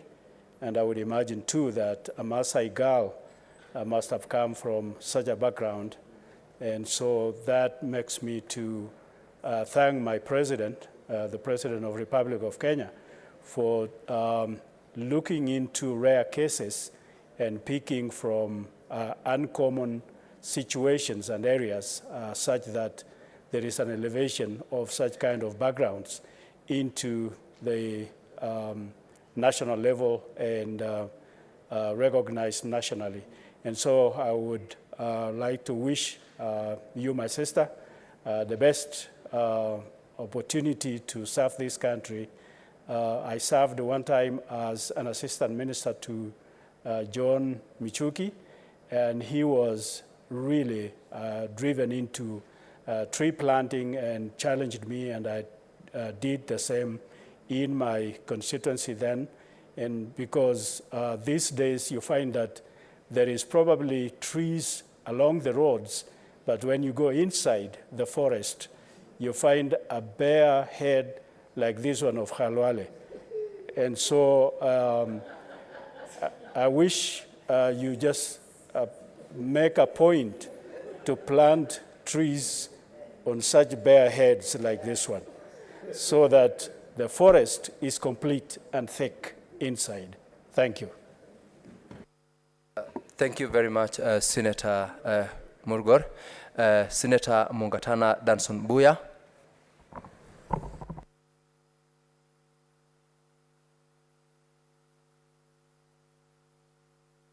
Yes, thank you, Mr. Speaker. Mr. Speaker, I interacted with Waziri Senator for the first time closely at the gym.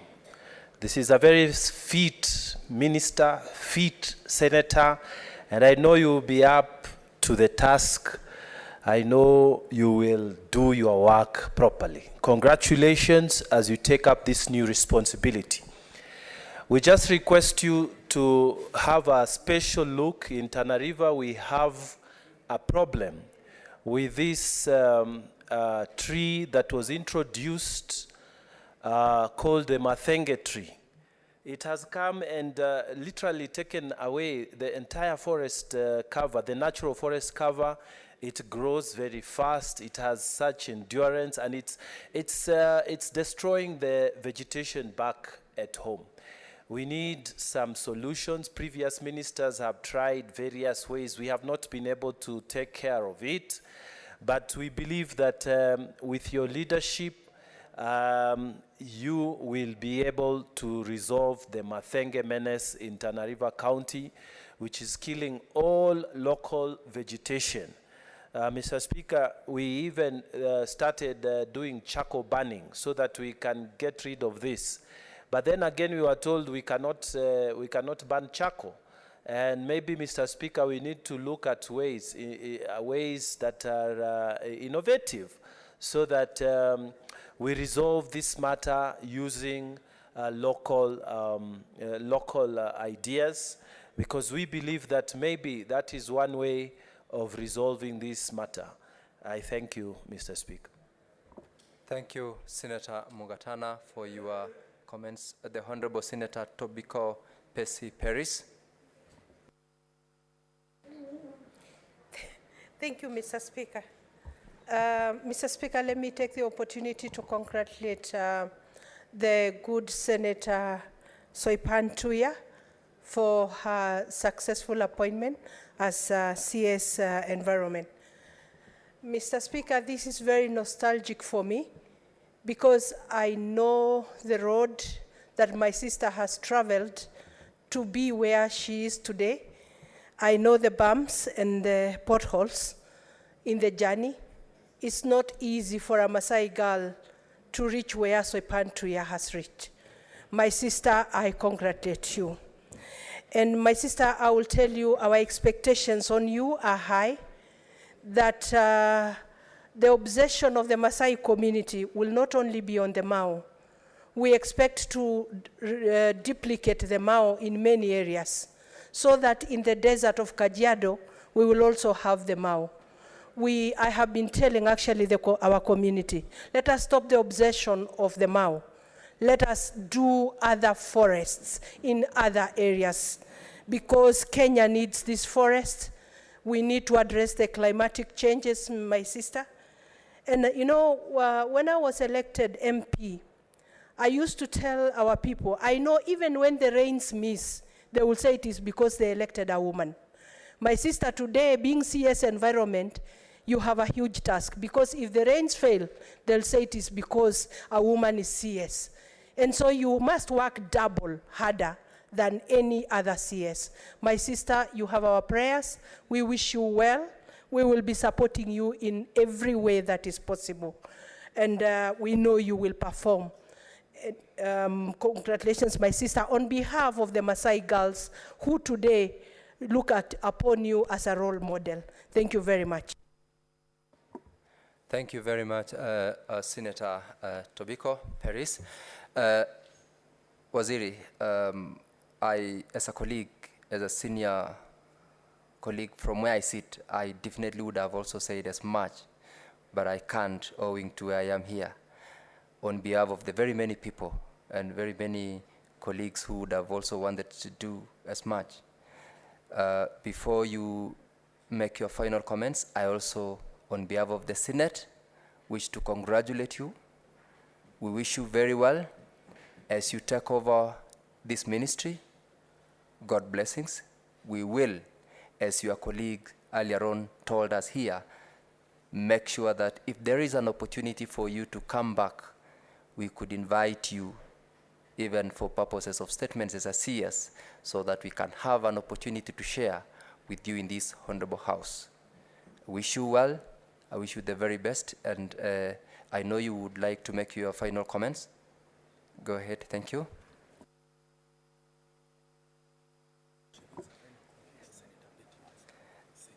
All right, Senator Waziri Soipan Tuya, before you make your final comments, Senator Beth wanted to make her statement as well to congratulate you.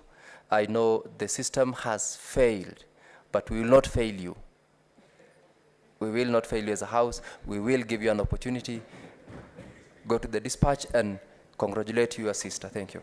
Thank you, Mr. Speaker, sir. I was sad that I was going to miss this opportunity to congratulate my sister. Senator Waziri, congratulations. It cannot be emphasized enough how proud we are of her, how happy we are as a community. We were proud to have you as one of the Ma girls in this home, in this house, honorable house, and congratulations. Senator Waziri, matters climate change, matters women. Super Senator, please let me address my sister. Matters women empowerment, matters environment, matters guarding our water towers are very, very important to us as a community and to women as a whole and to this nation. I can't stop to say that you made us proud the way you tackled the vetting. You tackled it very well. You knew exactly what you are in for, and we are so proud of you. Congratulations, my sister. We'll pray for you. We are behind you. All the best. Thank you, Mr. Speaker, sir. Thank you very much, Senator, for those accolades. Waziri, it's your turn to give your last. Thank you very much, Honorable Speaker. Thank you, honorable colleagues, for the very kind words of congratulations, of encouragement. I feel better because I was having some bit of anticipatory homesick, already leaving you people behind. But listening to the whole lot of you, I can already deduce some interest in the docket, and particularly because it touches on matters affecting your respective constituents. Again, I will say that I will make sure, and you can take me up on this, that I will have an open door policy. Honorable Senator Sifuna, some of the issues you have spoken to, I think during my vetting you had me speaking about the Dandora ISO. Nairobi River is one of those spaces we want to pick up from where the late Honorable Mishuki left. And, you know, not because Nairobi is the only place affected, but for all the test cases, Nairobi is where we are going to start, a big city, and the problem of waste management is so big that we will start with Nairobi. I know Dandora, many people have tried, but listening to you, with your support, the support of the Nairobi leadership, and for the other counties, this thing can be done. Because, honorable members, for matters global warming, climate change, and all this pollution, you can never say you're polluting the environment for somebody else. When you pollute, when you destroy, you are destroying yourself. So we have no choice but to start with ourselves in salvaging the situation of environment in this country and contribute to the global efforts to turn back the adverse effects of climate change. Thank you very much, honorable members. For my sisters from the Ma community, again, it cannot be overemphasized that a simple village girl growing up is today going to sit in the apex of, you know, a decision-making table of this country.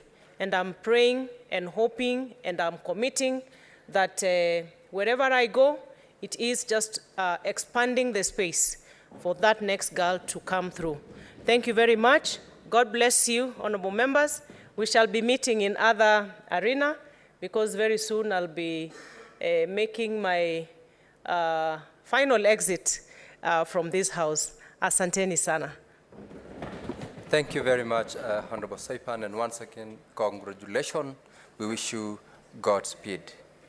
Honorable members, having had consultations on what ought to have been our next order, that's the motion by Senator Hamida Kibwana. We have had consultations on it, and the mover has proposed that we defer it to the next. So that motion number 9 is hereby deferred to the next session. And honorable senators, there being no other business on the order paper, the Senate stands adjourned until Thursday, 26th October 2022 at 2:30 p.m.